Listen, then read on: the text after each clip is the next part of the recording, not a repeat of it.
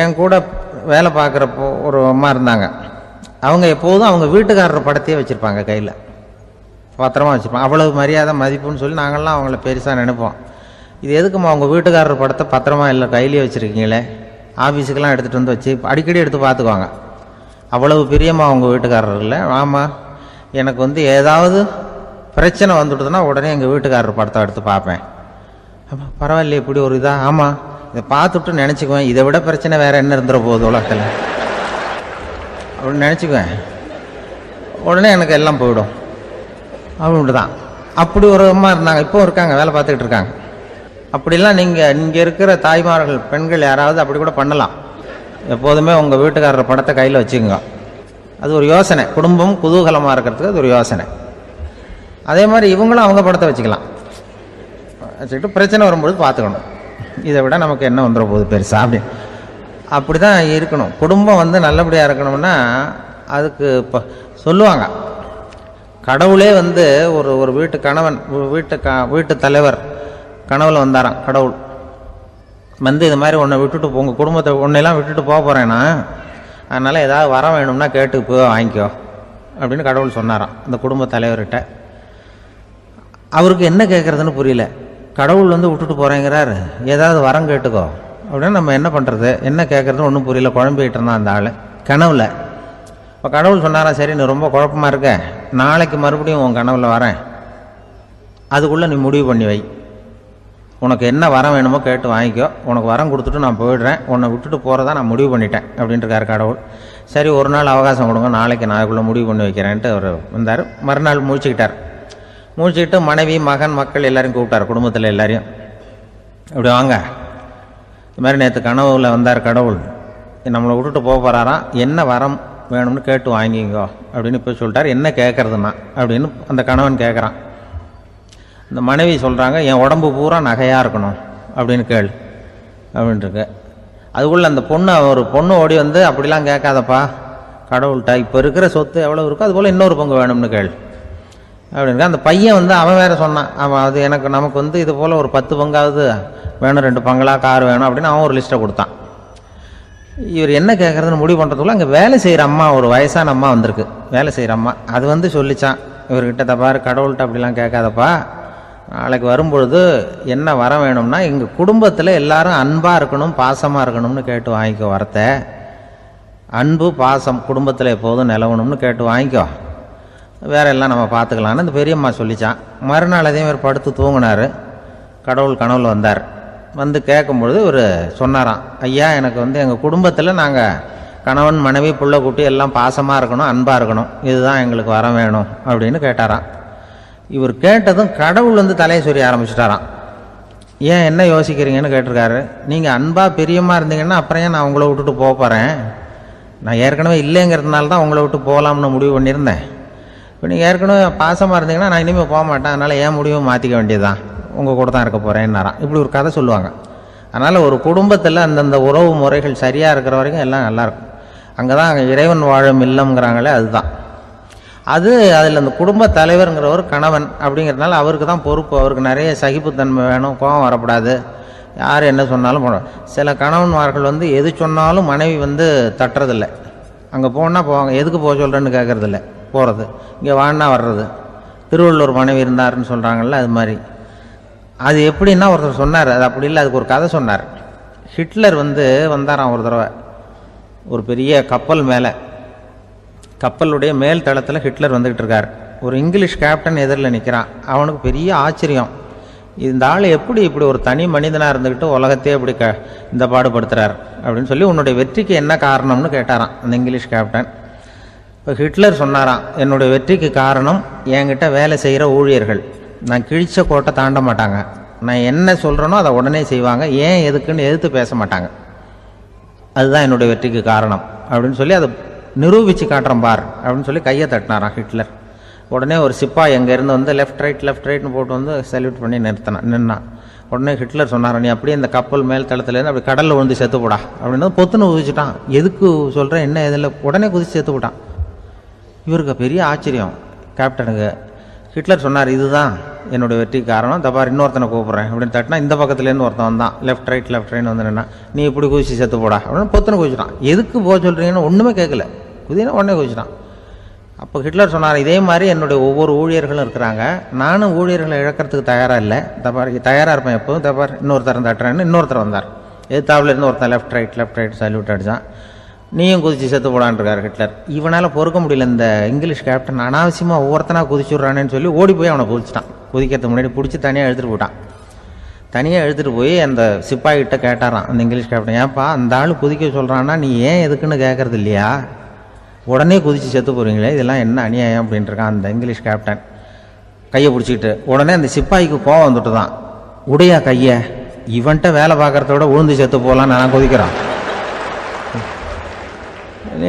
என்ன அனாவசியமாக எதுக்கே இருக்க சொல்கிறேன் அப்படின்னு சொல்லி குதிச்சுட்டானா. அதனால் இந்த உடனே சொல்கிறத செய்கிறாங்க பாருங்கள், அவங்கள நம்பக்கூடாது.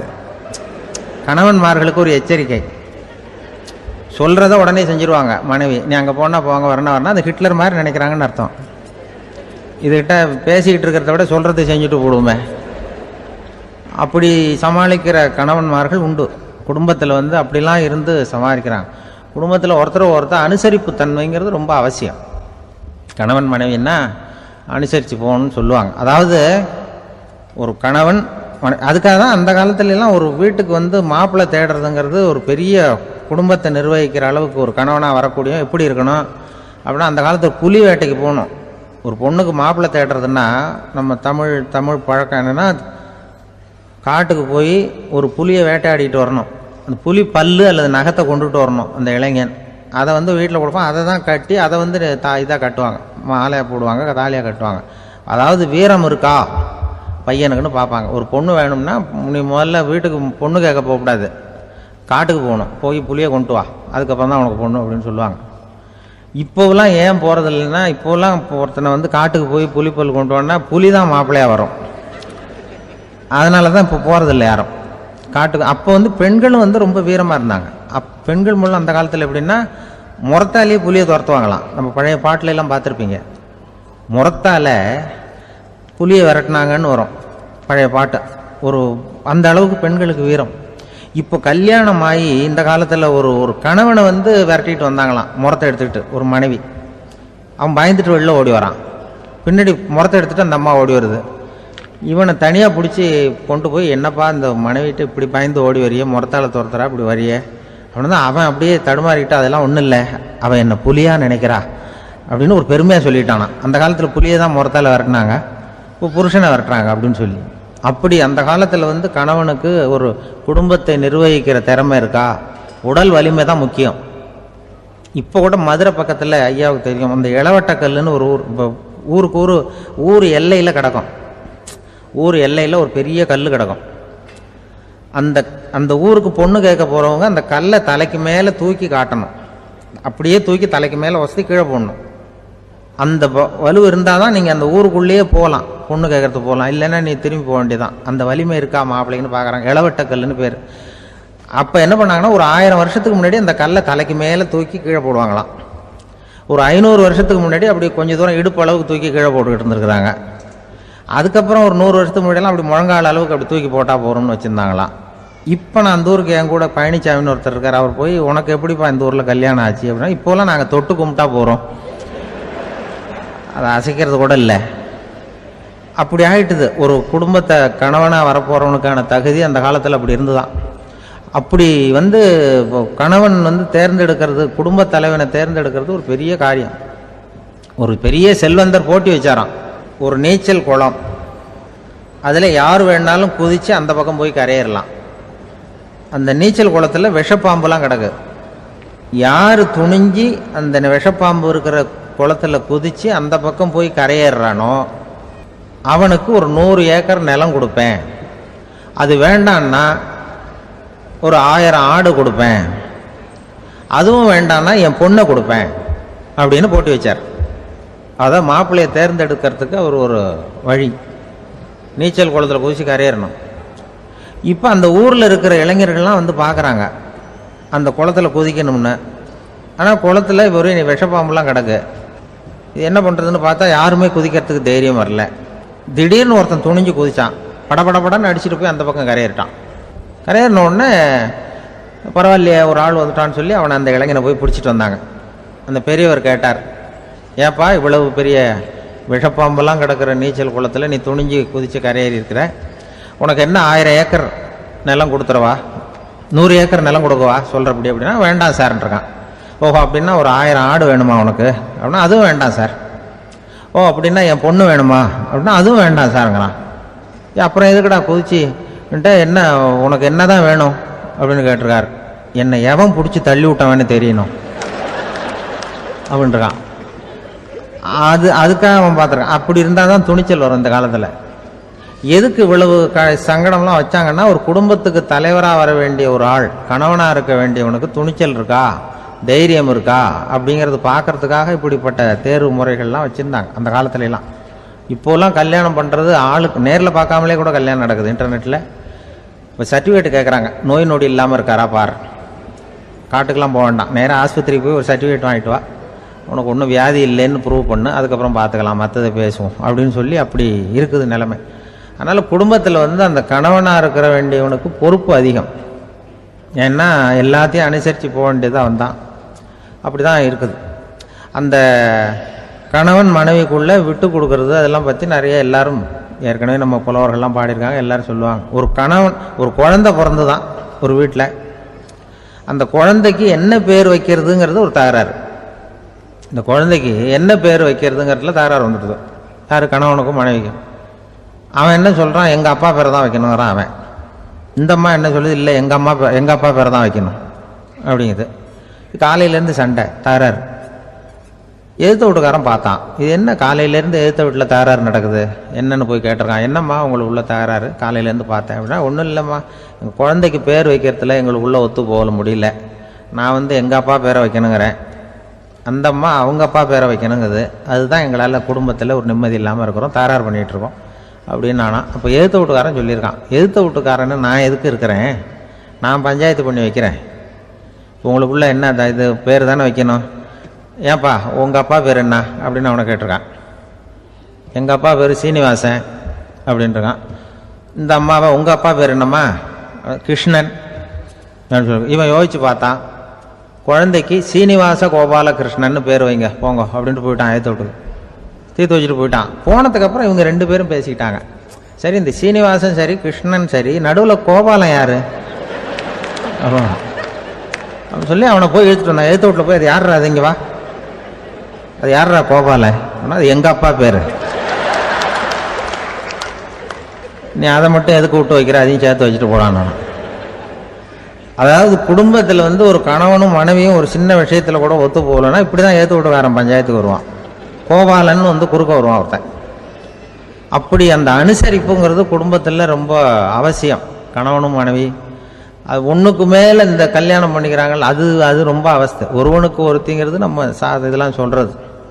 ஒன்றுக்கு மேற்பட்ட திருமணங்கள் வந்து சங்கடத்தில் தான் கொண்டு வந்து விடும். நிறைய சொல்லுவாங்க. உலகத்திலேயே ஒரு பெரிய இது என்ன தெரியுங்களா, இயற்கை வந்து நிர்ணயம் பண்ணுது. இப்போ வந்து நம்ம சில பேருக்கு எனக்கு பொம்பளை பிள்ளை வேண்டாம் ஆம்பளை பிள்ளை வேண்டான்னு சொல்லி இந்த ஸ்கேன் பண்ணி என்னென்னவோ பண்ணிகிட்டு இருக்கிறாங்கல்ல. ஆனால் இயற்கை வந்து அந்த 50-50 ரேஷியோவை அது வந்து மெயின்டைன் பண்ணிகிட்ருக்கு. இந்த உலகத்தில் ஒரு அதிசயமான உண்மை என்னென்னா, 116 ஆம்பளை பிள்ளை பிறந்தா 100 பொம்பளை பிள்ளை பிறகுதான். உலக அளவில் 116 ஆம்பளை பிள்ளை பிறந்தா 100 பொம்பளை பிள்ளை பிறகுது. இது எதுக்கு 16 அதிகமாக பிறக்குதுன்னா, அந்த வாலிப வயசை அடையிறதுக்குள்ளே 16 செத்து போகுது. 16 அங்கங்கே ஓடுறது கொஞ்சம் முரட்டுத்தனமாக போகிறதுனால செத்து போகுது. அந்த 50-50 இந்த ஒருத்தருக்கு ஒருத்தங்கிற ரேஷியோவை இயற்கை வந்து மெயின்டைன் பண்ணிட்டு இருக்கு. அது ஒரு பெரிய அதிசயம். அதை விட பெரிய அதிசயம் என்னென்னா, இந்த உலக யுத்தம் நடந்தது இல்லை, முதல் உலக யுத்தம், 2வது யுத்தம், அப்போ பார்த்துருக்குறாங்க, கணக்கு எடுத்துருக்குறாங்க. அந்த யுத்தம் முடிஞ்ச பிறகு 116 ஆம்பளை பிள்ளைக்கு பதிலாக 160 170 பிறக்க ஆரம்பிச்சுதான். 100 பெண் குழந்தைக்கு 170 180 ஆண் குழந்தை. இது எதுக்குன்னா, அந்த போரில் செத்து போகுதில்ல ஆம்பளை பிள்ளைகள், அதை ஈடுகட்டுறதுக்காக அதிகமாக பிறக்க ஆரம்பிச்சிருக்கு. அந்த அளவுக்கு வந்து இயற்கை வந்து ஒரு பெரிய ரேஷியோவை மெயின்டைன் பண்ணுது. அதாவது ஒருவனுக்கு ஒருத்திங்கிறத அது சொல்லிகிட்டு இருக்கு. புறாவெல்லாம் வளர்த்திங்கன்னா, நான் கூட புறா வளர்த்துருக்குறேன் ஊரில். புறா வளர்த்திங்கன்னா ஒரு தடவைக்கு 2 முட்டை தான் விடும் ஒரு வீட்டுக்கு. அந்த 2 முட்டையும் குஞ்சு பறிச்சுன்னா அதில் ஒன்று வந்து ஆணாக இருக்கும், ஒன்று பொண்ணாக இருக்கும். அது எந்த முட்டை ஆண் எந்த முட்டை பெண்ணுங்கிறத இயற்கை நிர்ணயம் பண்ணுது. அதை வந்து நம்ம மாற்றவே முடியாது. 2யும் அந்த பெண்ணாவோ 2 ஆணாவோ மாற்ற முடியாது நம்ம. அதனால் அந்த இயற்கையை புரிஞ்சுக்கிட்டு நாம் நடந்துக்கணும். அதனால தான் ஒரு கணவன் ஒரு மனைவி, அதான் ஒருத்தருக்கு ஒருத்தங்கிறது. ஒன்றுக்கு மேலேனா சங்கடம் தான். ஒரு பஸ்ஸில் வந்து ரெண்டு பெண்கள் வந்துக்கிட்டு இருந்தாங்களாம். பஸ்ஸு பிரயாணம். 2 பெண்கள் வந்து பக்கத்தில் உட்காந்துருக்காங்க. அந்த கண்டக்டரை கூப்பிட்ருக்காங்க, இங்கே வாயா அப்படின்னு அந்த ஒரு அம்மா கூப்பிட்ருக்கு.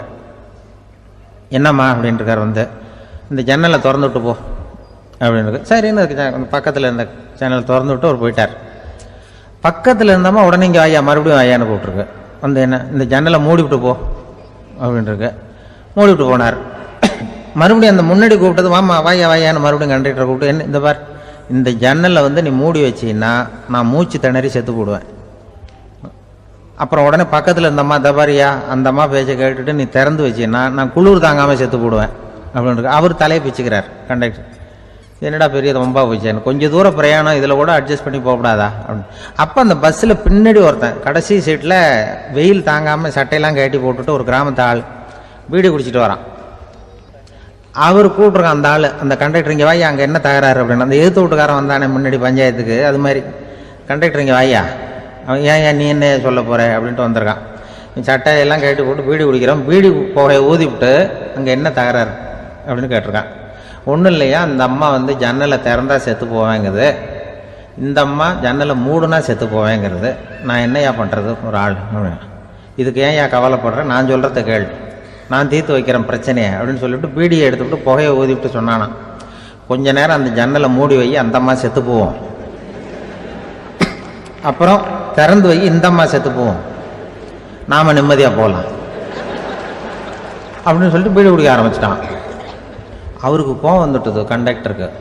உனக்கு என்னையா நீ பாட்டுக்கு சொல்லிட்டு கொடுவ, அந்த 2 அம்மாவும் செத்து போச்சுன்னா அவங்க வீட்டுக்காரனுக்கெல்லாம் யார் பதில் சொல்கிறது அப்படின்னா, கவலையே படாத, 2 பேருக்கும் நான் தான் வீட்டுக்காரன். அதனால தான் அந்த யோசனையை சொன்னேன் உங்ககிட்ட. அப்புறம் இதுதான், இந்த ஒன்றுக்கு மேலே போச்சுன்னா அது இயற்கைக்கு விரோதம், இப்படிலாம் ஆகும். அதனால தான் அவன் அவ்வளவு ஒன்றுமே வேண்டான்ட்டு கடைசி பெஞ்சில் போய் சீட்டில் உட்காந்துக்கிட்டான். அப்படி அது இயற்கையை புரிஞ்சுக்கிட்டு வாழணுங்கிறது முக்கியம். குடும்பத்தில் வந்து கணவனுடைய பங்கு என்ன, மனைவியினுடைய பங்கு, குழந்தை குட்டிகள்லாம் சொல்லுவாங்க. அப்படி இருக்கணும். கணவன்கிறவனுக்கு நிறைய சகிப்புத்தன்மை தேவைப்படுது. ஒருத்தர் மனசில் நிம்மதி இல்லாமல் உட்காந்துருந்தார். என்ன சார் விஷயம் அப்படின்னு விசாரித்தேன். அகலக்கால் வச்சுட்டேன், அதுதான் அவதிப்படுறேன்னார். விவரமாக சொல்லுங்கன்னு. வீடு கட்டணும்னு ஆரம்பித்தேன், வேலை பாதியிலேயே நிற்கிது, கையில் பணம் இல்லை அப்படின்னார். இது மாதிரி ஆசாமிகள் பல பேரை நீங்கள் பார்த்துருக்கலாம். இவங்கெல்லாம் சுலபமாக மன அழுத்தத்துக்கு ஆளாயிடுறாங்க. மன உளைச்சல், அதாவது ஸ்ட்ரெஸ் அப்படின்னு சொல்கிறோமே, அதுக்கு அடிப்படையான சில காரணங்கள் உண்டு. அதாவது மிகையாக திட்டமிடுதல் அப்படிங்கிறதும் ஒரு முக்கியமான காரணம். நடைமுறை சாத்தியம் என்னங்கிறத மனசில் வச்சுக்கிட்டு எந்த திட்டத்தையும் தீட்டணும், அப்போ தான் அது சரியாக வரும். 2வது காரணம் என்ன தெரியுமா, ஒரே நேரத்தில் பல்வேறு செயல்களில் ஈடுபடுறது. தொலைபேசியில் பேசிக்கிட்டே கையில் இருக்கிற கடிதத்தை படிச்சுக்கிட்டே எதிரில் உட்காந்துக்கிட்டு இருக்கிறவருக்கும் அப்பப்போ பதில் சொல்லிக்கிட்டு மனசில் பல்வேறு சிந்தனைகளை அப்படியே ஓட விட்டுக்கிட்டு இருக்கிறது, இதுவும் மன அழுத்தத்தை உண்டாக்குது. 3வது காரணம், எதிலேயும் வெற்றி மட்டும் எதிர்பார்க்குற ஒருதலைப்பட்சமான ஆர்வம். நாம் தொட்டதெல்லாம் வெற்றியாகவே முடியணும் அப்படின்னு எதிர்பார்க்குறவங்க ஏதாவது ஒன்றில் தோல்வியை கண்டால் தோண்டு போயிடுறாங்க. எப்படியும் முடியலாம்ங்கிற எண்ணம் ஏற்கனவே நமக்குள்ளே இருந்துட்டுதுன்னா அந்த அவஸ்தை வராது. அதனால் அதுவும் நம்ம வளர்த்து கொள்ள வேண்டிய ஒரு குணம். மன உளைச்சல் ஏற்படுறதுக்கு இன்னொரு காரணம், எதையும் வேகமாக செஞ்சுடணும் அப்படிங்கிற துடிப்பு. அந்த துடிப்பே மனசை அழுத்த ஆரம்பிச்சிடும். எந்த ஒரு காரியத்திலையும் தாமதமோ இடையூறோ ஏற்பட்டால் அதை பொறுத்துக்கிற மனப்போக்கம் வேணும். அது இல்லாதவங்க அழுத்தத்துக்கு ஆளாயிடுறாங்க. சில பேர் வேலைன்னு எந்த நேரம் பார்த்தாலும் வேலையே கதின்னு கிடப்பாங்க. பொழுதுபோக்குக்கோ உடற்பயிற்சிக்கோ குடும்பத்தில் உள்ளவங்க அல்லது நண்பர்கள் கூட கலந்துரையாடவோ கொஞ்சம் கூட நேரம் ஒதுக்க மாட்டாங்க. இந்த சுபாவம் மன அழுத்தத்தை உண்டு பண்ணும். இதையெல்லாம் புரிஞ்சுக்கிட்டு அதிலிருந்து விடுபடுறது எப்படின்னு யோசிக்கணும். வல்லுநர்கள் இது தொடர்பாக சில யோசனைகளை சொல்லி வச்சிருக்கிறாங்க. அது என்னன்னா, வாழ்க்கைங்கிறது பிரச்சனைகளால் பின்னப்பட்ட ஒன்று, அது எப்போவுமே முடிவடையாத ஒரு தொடர்கதை அப்படிங்கிறத முதல்ல நாம் புரிஞ்சுக்கணும். ஒரே நேரத்தில் ஒரு காரியத்தில் மட்டுமே நாம் கவனம் செலுத்தணும். அடுத்தவங்க காரியத்தில் தலையிடக்கூடாது. எதையும் பேச ஆரம்பிக்கிறதுக்கு முன்னாடி நம்மை நாமே கேட்டுக்க வேண்டிய கேள்வி 2. 1, நான் சொல்ல போகிறது ரொம்ப முக்கியமானதா?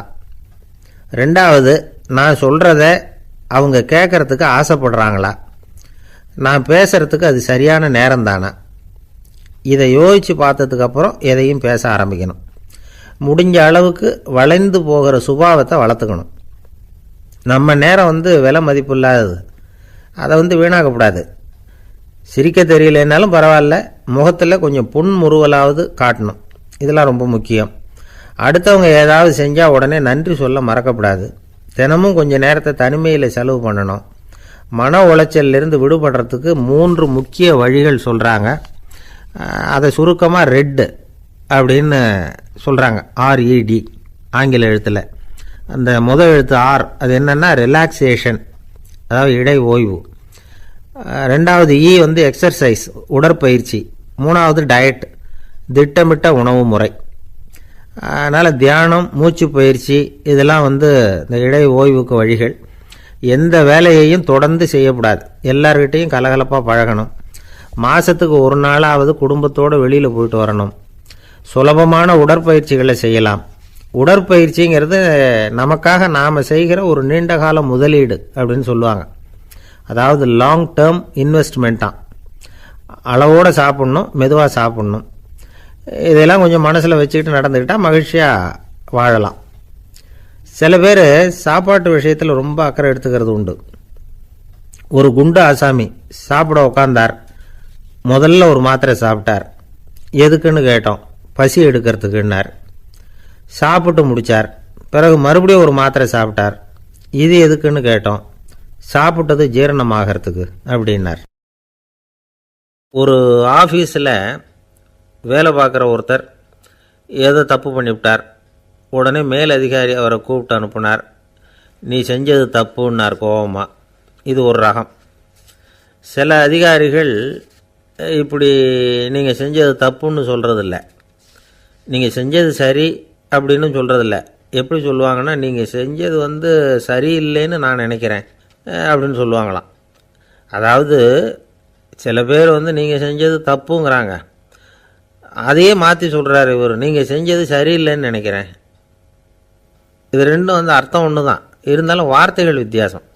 நிர்வாக திறமை இல்லாத ஒரு அதிகாரி யூ ஆர் ராங் அப்படின்னு சொல்லுவாராம். நிர்வாக திறமை உள்ள அதிகாரியாக இருந்தால் அதையே கொஞ்சம் மாற்றி I think you are not correct அப்படிம்பாராம். இதுதான் வித்தியாசம். இருந்தாலும் வார்த்தைகளை உபயோகப்படுத்துகிற விதத்தை வச்சு தான் வேலை நல்லா நடக்கிறதும் நடக்காததும் இருக்குது. விவரம் தெரிஞ்சவங்க என்ன சொல்கிறாங்க தெரியுமா? Be a leader not a boss அப்படிங்கிறாங்க. ஒரு லீடராக பாஸாக இருக்காதே அப்படிங்கிறாங்க. சரி, அப்படின்னா லீடருக்கும் பாஸுக்கும் வித்தியாசம் உண்டா அப்படின்னு கேட்டால் இருக்குன்னு சொல்கிறாங்க. லீடருங்கிறவர் வேறு, பாஸுங்கிறவர் வேறு. ஒரு லீடர் எப்படி நடந்துக்குவார், ஒரு பாஸ் எப்படி நடந்துக்குவார், இதை முதல்ல நாம் தெரிஞ்சுக்கணும். அவங்க எப்படி நடந்துக்குவாங்க அப்படிங்கிறதுக்கு சில விவரங்கள் இருக்குது. அதை கேட்டோம்னா நாம் புரிஞ்சுக்கலாம் அதை. அதாவது பாஸுங்கிறவர் விரட்டிக்கிட்டே இருப்பார், லீடருங்கிறவர் ஊக்கப்படுத்திக்கிட்டே இருப்பார்.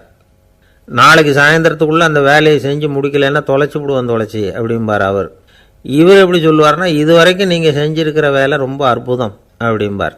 பாஸுங்கிறவர் அதிகாரத்தை நம்பி செயல்படுறவர், லீடருங்கிறவர் நல்லெண்ணத்தை நம்பி செயல்படுறவர்.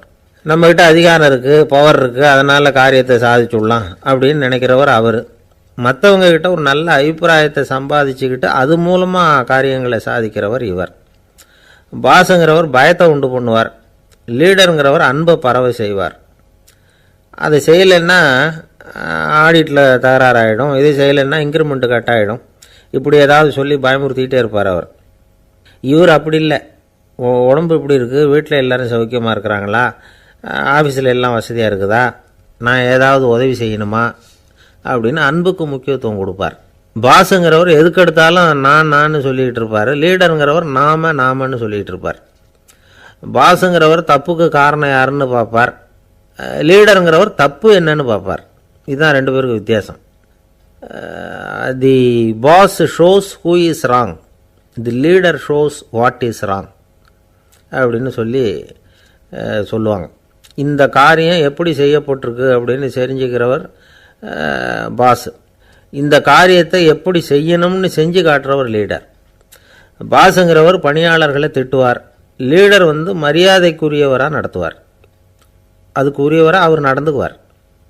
செய்கிற வேலையை ஒரு சுமையாக நினைக்க வைக்கிறவர் பாஸ், செய்கிற வேலையை ஒரு சந்தோஷமாக ஆக்கிறவர் லீடர்.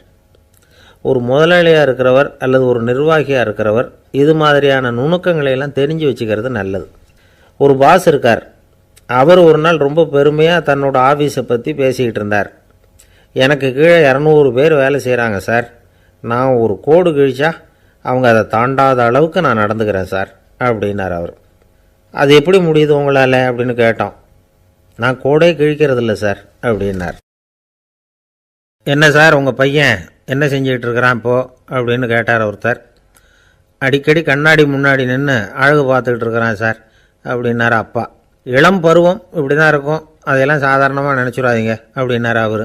என்ன சார் சொல்கிறீங்க, கண்ணாடி முன்னாடி நின்றுக்கிட்டு நேரத்தை வீணாக்கிக்கிட்டு இருக்கான், அதை ஒரு பெரிய விஷயமாக நான் நினைக்கணுமா அப்படின்னார் இவர். இளம் பருவத்தில் இளைஞர்களுக்கும் சின்ன பொண்ணுங்களுக்கும் அடிக்கடி கண்ணாடியில் பார்க்கணும்னு தோணும்.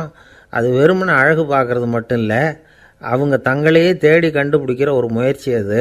இது ஒரு மனோதத்துவ விளைவு. இது வரைக்கும் சின்ன பிள்ளையாக இருந்துட்டோம், இனிமேல் நாமளும் மற்றவங்க மாதிரி மனிதர்கள் தான் அப்படிங்கிற உணர்வு அவங்களுக்கு வருது. தங்களோட முகம் எப்படி இருக்குது, அழகு எப்படி இருக்குது, உடம்பு நேரம் எப்படி இருக்குது, முடி எப்படி இருக்குது அப்படிங்கிறதையெல்லாம் கண்டுபிடிக்கிறாங்க. அதுக்கப்புறம் இன்னொரு ஆணோ பொண்ணோ தன்னை கவனிக்கணும் அப்படின்னு நினைக்கிறாங்க. இதெல்லாம் மனோதத்துவ உண்மைகள், இதெல்லாம் இயற்கை. இதை பார்த்துட்டு பெற்றவங்க பிள்ளைங்க கெட்டு போட்டாங்க அப்படின்னு நினைக்கக்கூடாது, அவங்கள திட்டிக்கிட்டே இருக்கக்கூடாது. இன்றைக்கி பல குடும்பங்களில் இதுதான் நடந்துக்கிட்டு இருக்குது. மனுஷ வாழ்க்கையிலேயே இப்படியும் இல்லாத அப்படியும் இல்லாத ஒரு பருவம் இளம் பருவம். 13லேருந்து 19 வயசுக்கு உட்பட்ட ஆண்கள் பெண்கள் இந்த வகையை சேர்ந்தவங்க, டீனேஜ் குரூப். இவங்கள சின்னவங்கன்னு நினச்சிட முடியாது, பெரியவங்கன்னு நினச்சிட முடியாது. இவங்க ரொம்ப சென்சிட்டிவ். சமூகம் நினச்சா இவங்களை நல்லவங்களாகவும் ஆக்கலாம், கெட்டவங்களாகவும் ஆக்கலாம். கொஞ்சம் அக்கறை எடுத்துக்கிட்டால் பெரிய பெரிய மேதைகளையும் விஞ்ஞானிகளையும் உருவாக்கலாம். ஆனால் நடக்கிறது என்ன தெரியுமா, அநேகமாக இவங்களை யாருமே சரியாக புரிஞ்சுக்கிறது இல்லை, இவங்களை சரியாக நடத்துறதும் இல்லை. இது வரைக்கும் நாம் சொல்கிறத கேட்டுக்கிட்டு இருந்தான், இப்போல்லாம் அவன் இஷ்டத்துக்கு நடக்க ஆரம்பிச்சுட்டான் அப்படின்னு வருத்தப்படுற பெற்றோர்கள் அதிகம். இது வருத்தப்படுற விஷயம் இல்லை, சந்தோஷப்பட வேண்டிய விஷயம். உங்கள் புள்ள சொந்தமாக யோசிக்க ஆரம்பிக்கிறதும் நடந்துக்க ஆரம்பிக்கிறதும் ஒரு தப்பான விஷயமா? அவன் கடைசி வரைக்கும் உங்கள் பேச்சையே கேட்டுக்கிட்டு இருக்கணுங்கிறது என்ன நியாயம்? இன்றைக்கி இளைஞர்களை பெரியவங்க தப்பாக புரிஞ்சுக்கிட்டு தவறாக நடத்துறதுனால தான் அவங்களுக்கு வெறுப்பு, எரிச்சல், மனக்கசப்பு எல்லாம் உண்டாகுது. பெற்றவங்க சரியாக மதிக்கிறது இல்லை அப்படிங்கிற ஒரே காரணத்தினாலேயே வீணாக போகிற பிள்ளைங்க இன்றைக்கி அதிகம். சரி, பெற்றவங்களுக்கு இன்றைக்கி என்ன தான் புத்தி சொல்ல வர்றீங்க அப்படின்னு கேட்குறீங்களா? நாம் எதையும் சொல்ல வரல, ஆனால் அது சம்பந்தமான சில நிபுணர்கள் சொல்லியிருக்கிறத உங்கள் காதில் போட்டு வைக்கலாம். அது என்னென்னா, பிள்ளைங்க கிட்ட அன்பு செலுத்துங்க. குழந்தையாக இருந்தப்போ எவ்வளவு பாசமாக இருந்தீங்க, வளர வளர அதை ஏன் குறைச்சிக்கிறீங்க?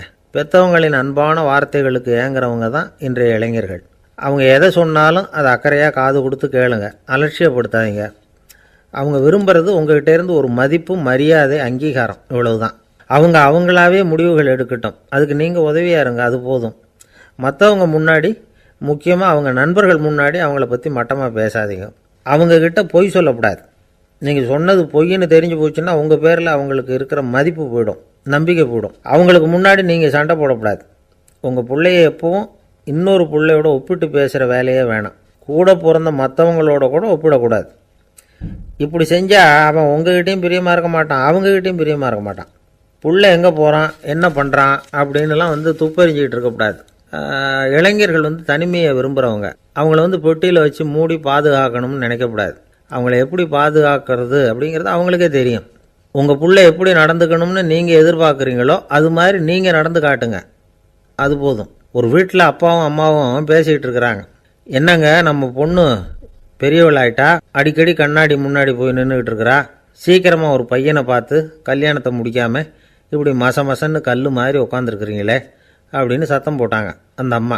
அவசரப்படாத, பார்க்குறதுக்கு கண்ணுக்கு அழகாக லட்சணமாக புத்திசாலியாக ஒரு பையன் கிடைக்க வேணாமா, அதுதான் பார்த்துக்கிட்டு இருக்கிறேன் அப்படின்னார் அப்பா. இதுக்கு அந்த அம்மா சொல்கிறாங்க, எங்கள் அப்பா இப்படியெல்லாம் நினச்சிக்கிட்டு இருந்திருந்தா எனக்கு கல்யாணமே ஆயிருக்காது தெரியுமா அப்படின்னாங்களாம். 1816 வருஷம் செப்டம்பர் மாதம் 11ஆம் தேதி பிரான்ஸ் தேசத்தில் உள்ள ஒரு மருத்துவமனை. அங்கே ஒரு இளம் டாக்டர் கொஞ்ச நாளைக்கு முன்னாடி தான் அந்த ஆஸ்பத்திரியில் புதுசாக வேலைக்கு சேர்ந்துருக்கிறார். அவர் பேர் ரெனே லெனக். அவர் அன்னைக்கு காலையில் அந்த மருத்துவமனையில் அப்படியே ரவுண்ட்ஸ் வந்துக்கிட்டு இருக்கிறார். வார்டில் ஒரு படுக்கையில் ஒரு இளம்பெண் படுத்திருக்கிறா. அந்த பொண்ணுக்கு இருதய நோயாக இருக்கலாம்ங்கிறது மற்ற டாக்டர்கள் சந்தேகம். அந்த காலத்துல எல்லாம் ஒருத்தருடைய இருதய துடிப்பை தெரிஞ்சுக்கணும்னா நோயாளியின் மார்பில் டாக்டர் வந்து காதை வச்சு பார்த்து தான் தெரிஞ்சுக்கிறது வழக்கம். ஆனால் இந்த பெண்ணும் இளம்பெண், அந்த டாக்டரும் புதுசாக சேர்ந்துருக்கிறவர். அதனால் பரிசோதனை பண்ண தயங்கினார். கொஞ்ச நேரம் யோசனை பண்ணார். திடீர்னு ஒரு ஞாபகம் வந்தது அவருக்கு. அதாவது அன்றைக்கி விடியற் காலையில் தோட்டத்தில் அப்படி வாக்கிங் போயிட்டு இருந்தப்போ சின்ன பசங்கள்லாம் ஒரு மரக்கட்டையை வச்சு விளையாடிக்கிட்டு இருந்தாங்களாம். அதை இவர் பார்த்துருக்கிறார். அது என்ன விளையாட்டுனா, ஒரு நீளமான மரப்பலகை, அதில் ஒரு முனையில் ஒரு பையன் தன்னுடைய காதை வச்சுக்கிட்டு இருக்கிறான், மறுமுனையில் இன்னொரு பையன் அந்த மரப்பலகையை ஒரு ஆணியால் கீறிக்கிட்டு இருக்கிறான். ஒரு முனையில் ஆணியால் கீறும் பொழுது மறுமுனையில் காதை வச்சிருக்கிற பையனுக்கு அந்த சத்தம் துல்லியமாக கேட்குது. அந்த டாக்டருக்கு காலையில் பார்த்த இந்த விளையாட்டு ஞாபகத்துக்கு வந்துட்டுது. உடனே என்ன பண்ணார் தெரியுமா? ஒரு நீளமான காகிதத்தை எடுத்தார். அதை அப்படியே உருளை மாதிரி உருட்டினார். ஒரு முனையை அந்த நோயாளியின் மார்பில் இடது பக்கம் வச்சார், இன்னொரு முனையில் தன்னுடைய காதை வச்சார். என்ன ஆச்சரியம்! நோயாளியின் மார்பில் நேரடியாக காதை வச்சு கேட்குறத விட துல்லியமாக கேட்டுது இதய துடிப்பு.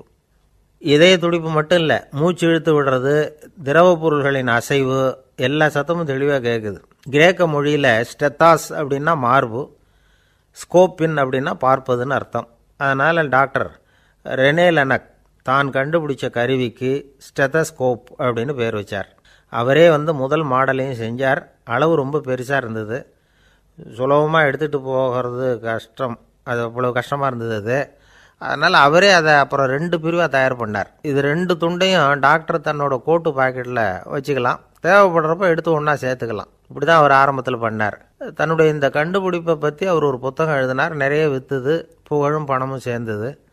பணமும் புகழும் சேர்ந்தது மாதிரியே அவருக்கு ஒரு நோயும் சேர்ந்தது. அது என்ன நோயின்னு கண்டுபிடிக்கிறதுக்கும் அவர் கண்டுபிடிச்ச கருவி தான் உபயோகப்பட்டு தான். அவரே அதை கண்டுபிடிச்சார். அவருக்கு வந்திருந்தது காச நோய். 1826ஆம் வருஷம் ஆகஸ்ட் மாதம் 13ஆம் தேதி உலகத்தின் முதல் ஸ்டெதஸ்கோப்பை கண்டுபிடிச்ச டாக்டர் ரெனே லெனக் காலமானார். அவர் சாகிறதுக்கு முன்னாடி மரத்தால் செஞ்சு வச்சுருந்த ஸ்டெதஸ்கோப்பை தனக்கு வேண்டியப்பட்ட ஒரு டாக்டர்கிட்ட கொடுத்து, என்னுடைய சொத்துக்கள்லேயே ரொம்ப வசந்தது அப்படின்னு சொன்னாராம். அதுக்கப்புறம் 3 வெள்ளைக்காரங்க சேர்ந்து இந்த கருவியில் சில மாற்றங்களை பண்ணாங்க.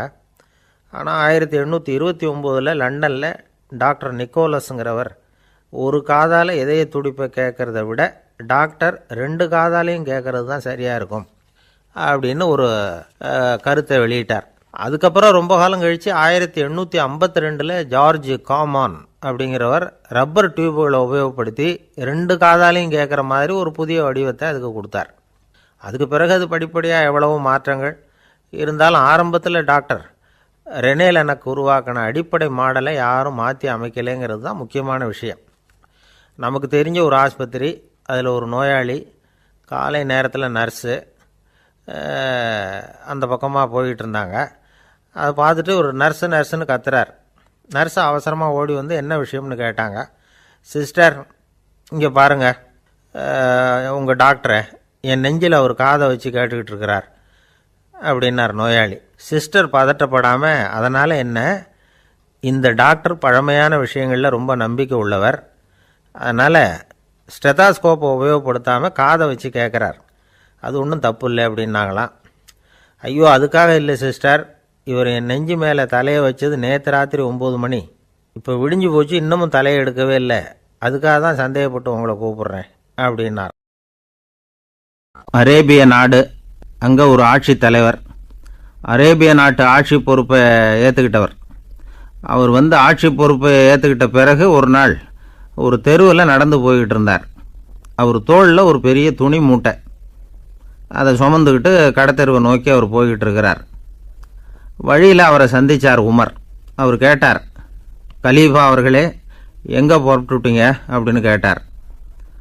கலீஃபான்னா ஆட்சி தலைவர்னு அர்த்தம். இதுக்கு அவர் சொன்னார், நான் துணி வணிகம் செய்கிறவன், அதனால் துணி வியாபாரம் செய்கிறதுக்காக போயிட்டுருக்கிறேன்னார். நீங்கள் இப்போ இந்த நாட்டுக்கு ஆட்சி தலைவர், ஆட்சி பொறுப்பில் இருக்கிறீங்க. நீங்கள் வியாபாரம் செய்ய போட்டால் அரசு பணிகளை செய்கிறது யார் அப்படின்னு கேட்டார் அவர். நான் அரசு பணிகளை மட்டுமே செஞ்சுக்கிட்டு இருந்தா என் குடும்பத்தை காப்பாற்றுறது யார் அப்படின்னு கேட்டார் அவர். இப்படி கேட்டவர் யார் தெரியுமா? அவர் தான் அபூபக்கர், இறை தூதர் முகமது அவர்களுக்கு பிறகு கலீஃபாவாக தேர்ந்தெடுக்கப்பட்டவர். அப்போலாம் ஆட்சி தலைவர்களுக்கு சம்பளம்னு எதுவும் கிடையாது. இந்த பிரச்சனையை எப்படி தீர்க்கிறதுன்னு யோசனை பண்ணார் உமர். அபு உபைதா அவர்கள்கிட்ட அழைச்சிட்டு போனார்.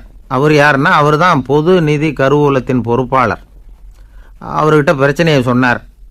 இது மாதிரி ஆட்சி தலைவருக்கு பொது நிதியிலிருந்து ஊதியம் அளிக்க முடியுமான்னு கேட்டார். பொது நிதி விதிகளின்படி அதுக்கு சாத்தியம் இல்லைன்னு சொல்லிவிட்டார் அவர்.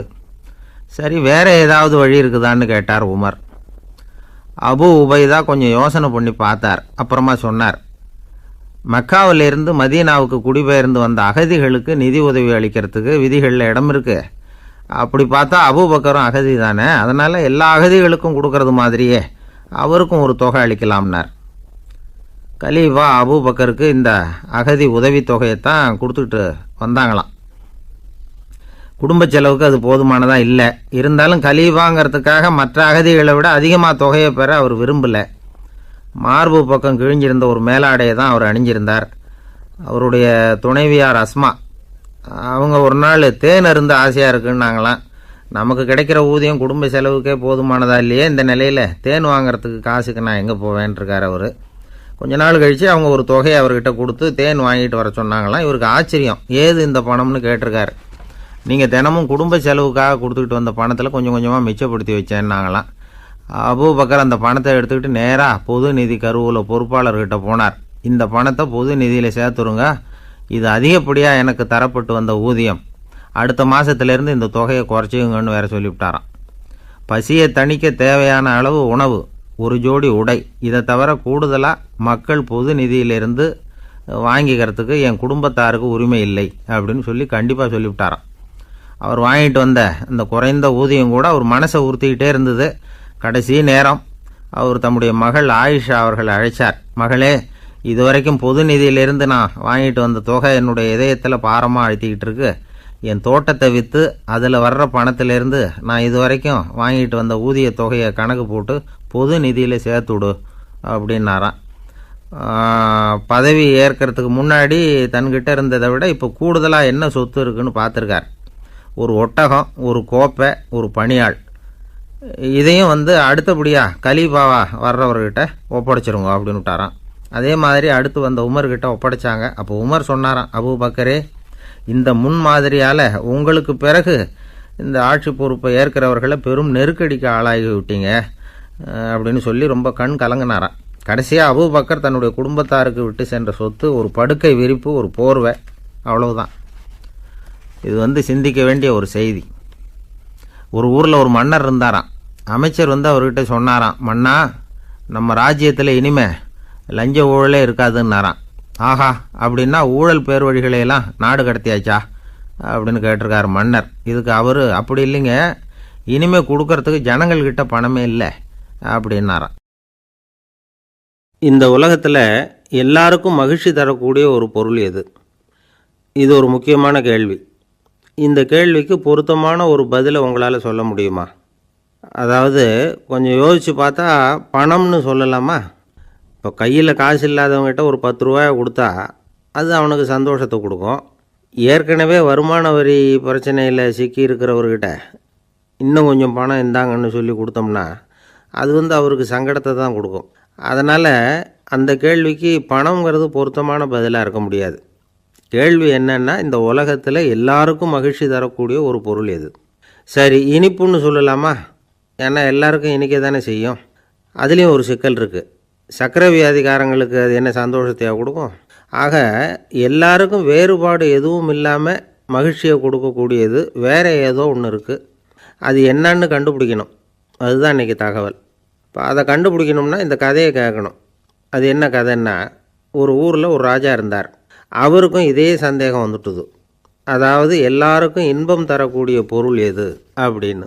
இதுக்கு பதில் தெரிஞ்சுக்கிறதுக்கு ஆசைப்பட்டார். சரி, அதுக்கு என்ன செய்யலாம்னு யோசனை பண்ணார். நாட்டு மக்களுக்கு பகிரங்கமாக ஒரு அறிவிப்பு கொடுத்தார். நம்ம நாட்டு மக்கள் இன்பம் தரக்கூடிய பொருள் எதுன்னு நினைக்கிறாங்களோ அதை கொண்டுக்கிட்டு வந்து அரண்மனையில் உள்ள கண்காட்சி மண்டபத்தில் வைக்கலாம். அப்படி அவங்க வைக்கிற பொருள்களில் எது எல்லாருக்கும் இன்பம் தரக்கூடியதாக இருக்குமோ அதை வச்சவருக்கு 1000 பொற்காசுகள் பரிசு அப்படின்னு அறிவிப்பு கொடுத்துட்டார். ஜனங்கள் இந்த அறிவிப்பை கேட்டாங்க. அதுக்கப்புறம் சும்மா இருப்பாங்களா? 1000 பொற்காசுன்னா சும்மாவா? அவங்க கையில் என்னென்ன கிடைச்சதோ அதையெல்லாம் கொண்டாந்து அரண்மனை காட்சி மண்டபத்தில் வச்சுட்டாங்க. அதுக்கப்புறமா ராஜா அங்கே வந்தார். ஒவ்வொன்றா பார்த்துக்கிட்டே வந்தார். முதல்ல ஒரு குயில் இருந்தது, இனிமையாக பாடக்கூடிய குயில். இந்த குயிலோட இன்னிசை எல்லாருக்கும் இன்பம் தரக்கூடியது தான். இருந்தாலும் காது கேட்காதவங்களுக்கு இந்த இசை எப்படி இன்பம் தர முடியும்? அதனால் இது சரியில்லைன்னு விட்டார். அடுத்தபடியாக போனார். அங்கே என்ன வச்சுருக்குறாங்கன்னு பார்த்தா ஒரு அழகான மயில் அங்கே தோகை விரித்து ஆடிக்கிட்டு இருக்குது. இந்த மயிலோட ஆட்டம் வந்து மனசுக்கு இன்பம் தரக்கூடியது தான். இருந்தாலும் பார்வை இல்லாதவங்க இந்த ஆட்டத்தை பார்த்து ரசிக்க முடியுமா? முடியாது. அதனால் இதுவும் சரியில்லை அப்படின்னு சொல்லிவிட்டார். அதுக்கு அடுத்தபடியாக போனார். பல வகையான இனிப்பு பண்டங்களை வச்சுருந்தாங்க. பார்த்தார், வயசானவங்களுக்கும் நோயாளிகளுக்கும் இது வந்து இன்பம் தராது, துன்பம்தான் கொடுக்கும் அப்படின்னார். இப்படி ஒவ்வொன்றா பார்த்துக்கிட்டே போகிறார். அழகான மலர்கள், கனிகள், ஓவியங்கள் எதுவுமே பொருத்தமாக தெரியல. சகல பேருக்கும் இன்பம் தரக்கூடிய வகையில் எதுவும் இல்லை. கடைசியாக வந்தார். அங்கே ஒரு களிமண் பொம்மை இருந்தது. அது என்ன பொம்மை தெரியுமா? பசியால் வாடி இருக்கிற ஒருத்தருக்கு ஒரு அம்மா இனிமையாக பேசிக்கிட்டு சோறு போடுறது மாதிரி அந்த பொம்மையை செஞ்சுருந்தாங்க. அதுக்கு கீழே அன்பு அப்படின்னு எழுதியிருந்ததுதான். ராஜா பளிச்சுன்னு ஒரு முடிவுக்கு வந்தார். அந்த பொம்மையை செஞ்ச சிற்பியை வரவழைச்சார், பரிசு கொடுத்தார். அன்பு ஒன்று தான் எல்லாருக்கும் இன்பம் அளிக்கக்கூடிய பொருள். காது கேட்காதவங்களும் அதை கேட்க முடியும், பார்வை இல்லாதவங்களும் அதை பார்க்க முடியும், குழந்தைகளும் அதை உணர முடியும் அப்படின்னு அதுக்கு விளக்கம் கொடுத்தார் அந்த மன்னர். இந்த உலகத்தில் எல்லாருக்கும் மகிழ்ச்சி தரக்கூடிய ஒரு பொருள் அன்பு தான். அதை புரிஞ்சுக்கிட்டு தான் சில கணவன்மார்கள் மனைவி பேரில் ரொம்ப அன்பை காட்டிக்கிறது வழக்கம். ஒரு வீட்டு வாசப்படி பக்கமாக மழைக்கு வந்து ஒதுங்கினார் ஒருத்தர். மழை தூரிக்கிட்டு இருந்தது, இருட்டு நேரம். அந்த வீட்டில் இருந்தவர், இன்றைக்கி ராத்திரி வேணும்னா இங்கேயே தங்கிட்டு காலையில் போங்க அப்படின்னார்.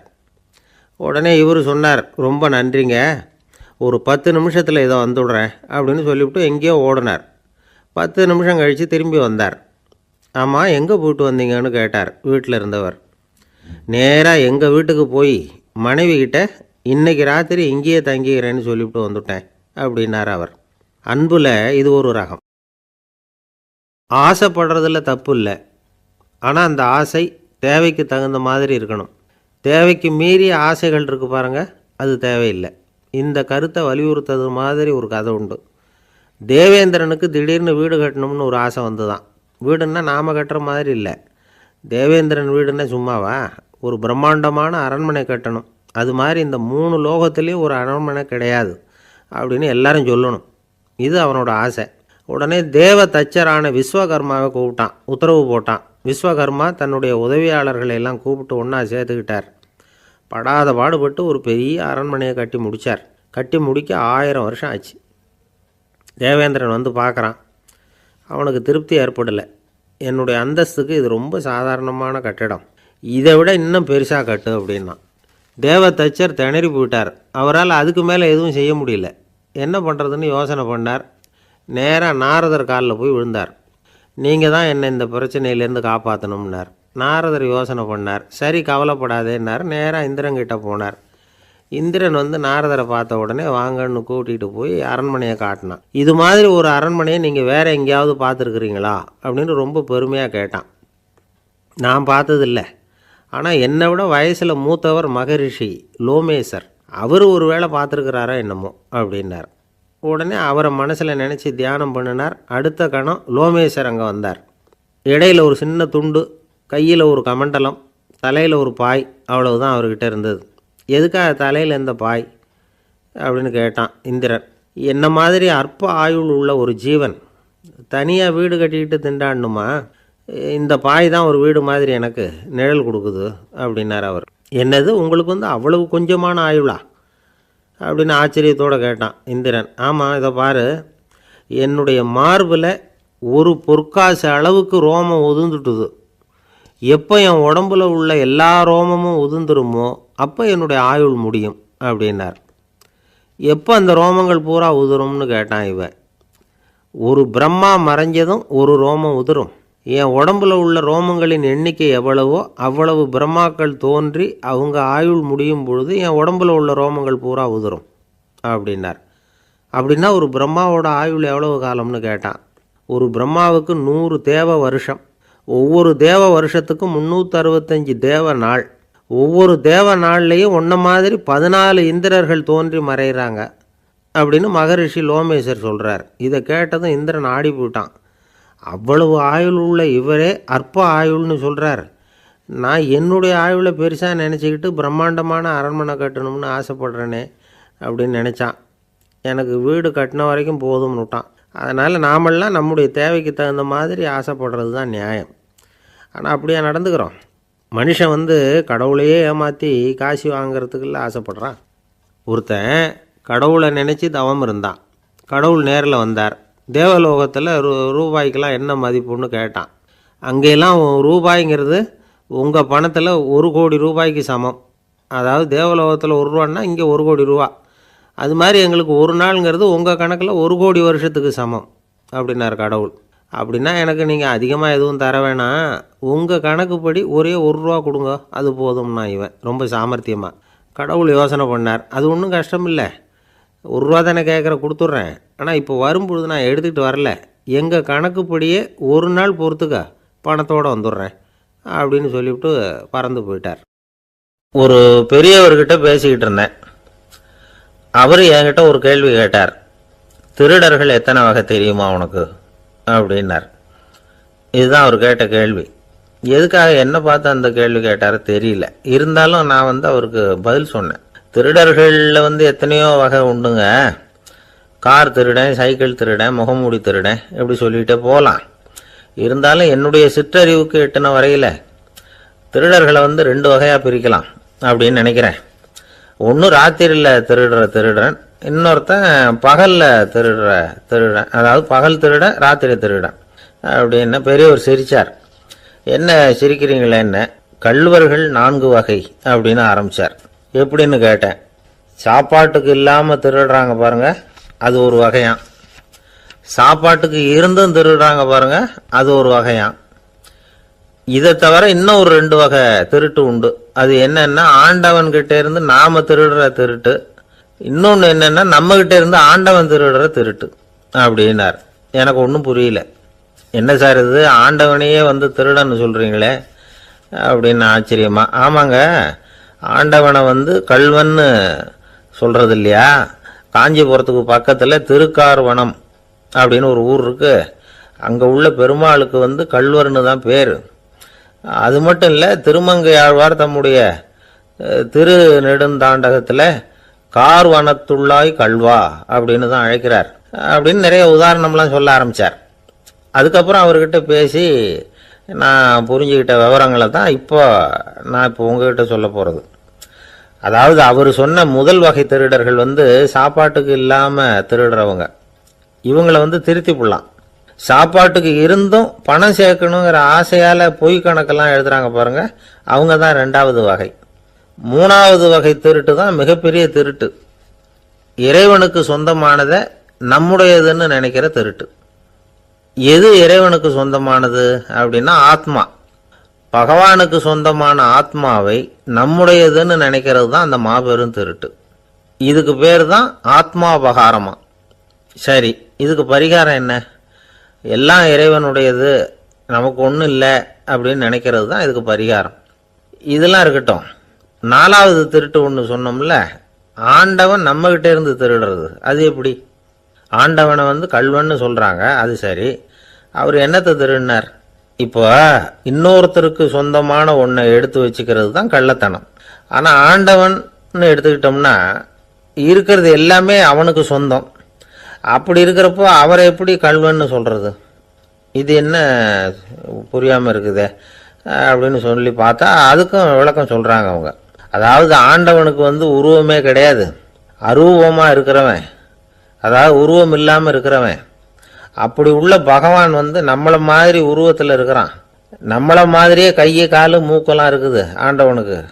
இந்த உருவம் நம்மகிட்ட இருந்து திருடினது தானே. அவன் வந்து தன்னுடைய உண்மையான திருமேனியை வந்து நமக்கு காட்டாம, அதாவது தரிசனம் கொடுக்காம இருக்கிறது கள்ளத்தனம் தானே. அதனால தான் இதுவும் ஒரு பெரிய திருட்டு, இருக்கிறதுலேயே மிகப்பெரிய திருட்டு அப்படிங்கிறார். என்கிட்ட இருந்த பேசிக்கிட்டு இருந்தார், இந்த விஷயம்லாம் சொல்லிட்டு இருந்தாரு அந்த பெரியவர். அதாவது திருட்டை வந்து ஆன்மீக நோகத்தில் அவர் பார்க்குறார். நம்ம பார்வையில் இதை விட அபூர்வமான திருட்டுலாம் இங்கே உண்டு, அபூர்வமான திருடர்களும் உண்டு. ஒரு திருடன் சிறையிலிருந்து விடுதலையாகி வெளியில் போனான். கொஞ்ச நாளில் மறுபடியும் திரும்பி ஜெயிலுக்கு வந்துட்டான். அப்போ சிறை அதிகாரி அவனுக்கு வந்து அறிவுரை சொன்னாராம். ஏன்பா இப்படி அடிக்கடி தப்பு பண்ணிவிட்டு ஜெயிலுக்கு வந்துடுறிய, உனக்கு சொந்த பந்தம் எதுவும் இல்லையா? உனக்கு அப்பா அண்ணன் தம்பிகள் அவங்க கூட எல்லாம் சேர்ந்து வாழணுங்கிற ஆசை இல்லையா அப்படின்னு கேட்டிருக்கார். அவங்களோட சேர்ந்து வாழணுங்கிற ஆசை எனக்கு நிறைய உண்டுங்க சார் அப்படின்னு நானும். அவன் அப்புறம் எதுக்கு இப்படி ஜெயிலுக்கு வந்துடுற அப்படின்னாரான் அவர். அவங்க எல்லாருமே இங்கே தானே சார் இருக்காங்க அப்படின்னு நானான். அவன் நம்மக்கிட்ட ஒருத்தன் தப்பாக நடந்துக்கிட்டானா உடனே நாம் என்ன செய்வோம்? கையை ஓங்கிட்டு அவனை அடிக்க போவோம்.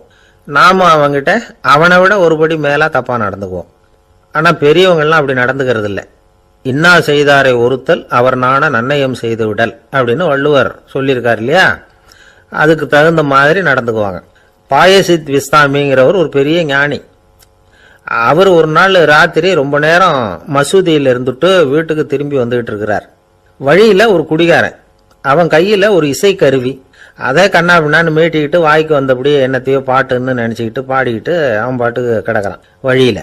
அதோடு இருந்தாலும் பரவாயில்ல, அந்த பக்கமாக வழியில் போகிறவங்க வர்றவங்களையெல்லாம் பார்த்து கண்ணா பின்னான்னு திட்டிக்கிட்டு இருக்கிறான், ரொம்ப வளர்க்குறான். பாயசித் பிஸ்தாமிங்கிற அந்த பெரியவர் அந்த வழியாக போகிறார். அவனை பார்க்குறார். அவனுடைய நிலைமையை பார்த்துட்டு பரிதாபப்படுறார்.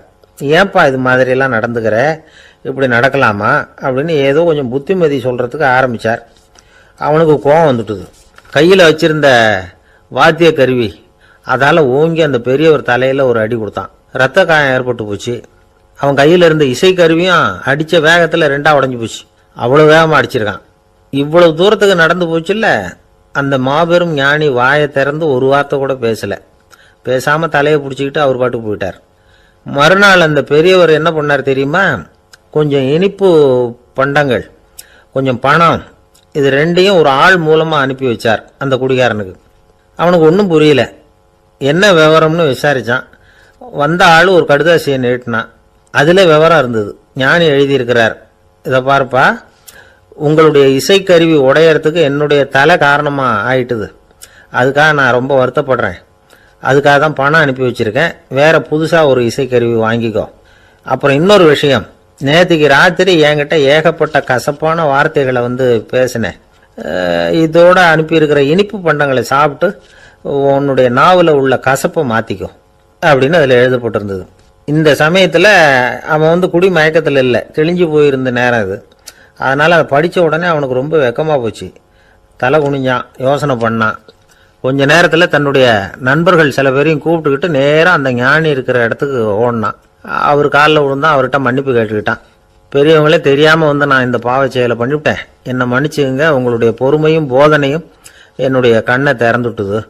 இனிமேல் நானும் என்னுடைய நண்பர்களும் நல்ல வழியில் திருந்தி வாழ போகிறோம் அப்படின்னா. ஞானி செய்த நன்னயம் குடிகாரனை எப்படி திருத்திருக்கு பார்த்தீங்களா? இந்த கதையை கேட்டுவிட்டு ஒருத்தர் சொன்னார், என் வாழ்க்கையில் கூட அப்படி ஒரு சம்பவம் நடந்தது சார். நானும் ஒரு நாள் ராத்திரி ஓவராக குடிச்சிட்டு ஒரு கிட்டாரை வாசிச்சுக்கிட்டு கண்ணாபின்னான்னு உளறிக்கிட்டு திட்டிக்கிட்டு இருந்தேன். அந்த சமயம் அந்த வழியாக ஒருத்தர் வந்தார். ஓங்கி தலையில் ஒரே ஒரு அடி, ரத்தம் வந்துட்டுது. அதுக்கப்புறம் என் மனசு தெரிஞ்சுட்டுது சார் அப்படின்னார். அப்படியா என்ன ஆச்சரியமா? ஆமாம் சார், அடி விழுந்தது அவர் தலையில் இல்லை, என் தலையில். வந்தவர் என்ன அப்படி அடிச்சுட்டார். மயக்கம் தெளிஞ்சதுக்கு அப்புறம் தான் எனக்கு விவரம் புரிஞ்சுது. அவர் ஒரு போலீஸ்காரர் அப்படின்னார் ரொம்ப சோகமா. ஒரு ஊர்ல ஒரு துறவி இருந்தார், புத்த சமய துறவி. அந்த ஊர் மன்னன் அவரை பத்தி கேள்விப்பட்டிருக்கான். ஒரு நாள் புறப்பட்டு போனான், துறவியின் பாதங்களை தொட்டு வணங்கினான். அதுக்கப்புறம் சொன்னான், ஐயா, நான் உங்களை அரண்மனைக்கு அழைச்சிட்டு போறதுக்காக வந்திருக்கிறேன். இனிமே நீங்க இங்க எதுக்கு இருக்கணும் அப்படின்னானா. அவன் மனசுக்குள்ள என்ன நினைப்புன்னா, இவர் எங்க வர போறாரு, நான் ரொம்ப எளிமையானவன், எனக்கு எதுக்கு அரண்மனை வாசம்னு சொல்லிவிடுவார் அப்படின்னு நினச்சிருக்கான். ஆனால் அந்த துறவி என்ன பண்ணார் தெரியுமா? அப்படியா, சரி போகலாம், வா, போய் உன் ரதத்தை கொண்டுட்டு வா. அரண்மனைக்கு போகும்பொழுது அதுக்கு தகுந்த மாதிரி ஆடம்பரமாக போகணும் அப்படின்னு விட்டாராம். துறவி இப்படி சொன்னதும் அந்த மன்னனுக்கு மனசுக்குள்ள சந்தேகம் வந்துட்டுது. இவர் உண்மையிலேயே துறவி தானா, ஏமாத்து பேர் வழி மாதிரி தெரியுதே அப்படின்னு நினச்சிருக்கான். இருந்தாலும் இனிமேல் என்ன பண்ணுறது, சொல்லியாச்சு. ரதத்தை கொண்டுகிட்டு வந்தான். துறவி ஏறி உட்காந்தார். பக்கத்தில் ராஜா. அவர் ரொம்ப உற்சாகமாக வரார். இவன் ரொம்ப சோர்ந்து போய் வரான். துறவி மரத்தடியிலேயே வாழ்ந்து பழக்கப்பட்டவர். அரண்மனையில் எளிமையாக ஒரு இடத்துல உட்காந்துக்குவார் அப்படின்னு நினைச்சான். ஆனால் அப்படி இல்லை. அரண்மனைக்கு வந்த உடனே அந்த துறவி அதை கொண்டுட்டு வா, இதை கொண்டுட்டு வான்னு சொல்லி உத்தரவு போட ஆரம்பிச்சுட்டார். அரண்மனையில் இருந்தால் அரசனை மாதிரி இருக்கணும் அப்படிங்கிறார். ராத்திரி பூரா சௌரியமாக தூங்கினார். பகலில் அரண்மனை தோட்டத்தில் உலாவ வேண்டியது, நீச்சல் குளத்தில் குளிக்க வேண்டியது, இப்படியே பொழுது போக்கிட்டு இருக்கிறார். அந்த அரண்மனையில் துறவி மகிழ்ச்சியாக இருக்கிறார். மன்னனால் அப்படி இருக்க முடியல. அவருக்கு எந்த கவலையும் இல்லை, இவனுக்கு அரசாங்க கவலைகள். துறவி அப்படி இருக்கிறத இவனால் தாங்கிக்க முடியல. ஒரு நாள் அவர்கிட்டயே போய், நான் உங்ககிட்ட கொஞ்சம் பேசணும் நானா. துறவி பார்த்தார். நான் இந்த அரண்மனைக்கு வரும்பொழுதே நீ என்னமோ என்கிட்ட கேட்கணும்னு நினைச்ச. ஏன் காலதாமதம்? நீ அனாவசியமாக உன்னையே தொந்தரவு பண்ணிட்டு இருக்கிற. நீ கவலையா இருக்கேங்கிறது எனக்கு புரியுது. நான் மரத்தடியில் இருந்தப்போ கூட என்னை அடிக்கடி சந்திச்சுக்கிட்டு இருப்பேன். ஏதாவது விளக்கம் கேட்கறது உண்டு. இங்கே வந்த பிறகு என்னை சந்திக்கிறது கூட அபூர்வமாக போயிட்டுது. நீ இப்போ என்ன கேட்க போறேங்கிறது எனக்கு தெரியும், இருந்தாலும் கேள் அப்படின்னாராம். வேற ஒன்றும் இல்லைங்க, இப்போ உங்களுக்கும் எனக்கு என்ன வித்தியாசம்? 2 பேரும் அரண்மனையில் தான் இருக்கிறோம். நீங்கள் மகிழ்ச்சியாக இருக்கிறீங்க, நான் அப்படி இருக்க முடியல. இவ்வளவுக்கும் நீங்கள் முன்னாடி இருந்தது மாதிரி இல்லை.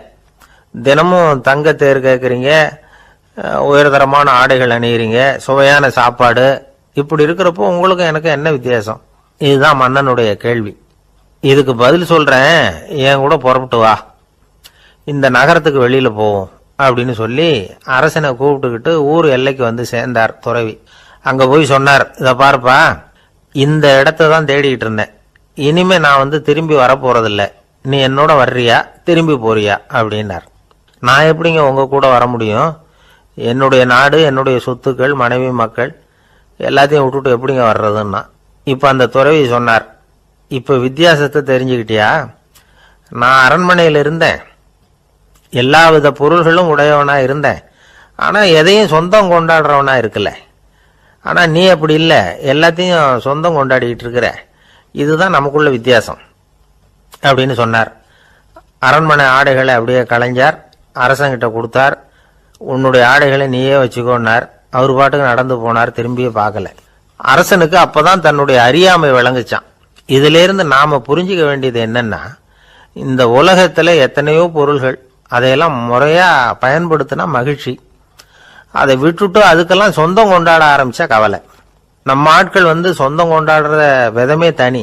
ஒரு ஆளு இன்னொருத்தங்கிட்ட ஒரு கொடை கடன் வாங்கியிருந்தான், திருப்பி கொடுக்கல. கொடையை கொடுத்தவன் கேட்டான், என்கிட்ட கடன் வாங்கினிய கொடை, அதை கொஞ்சம் திருப்பி தர்றியான்னா.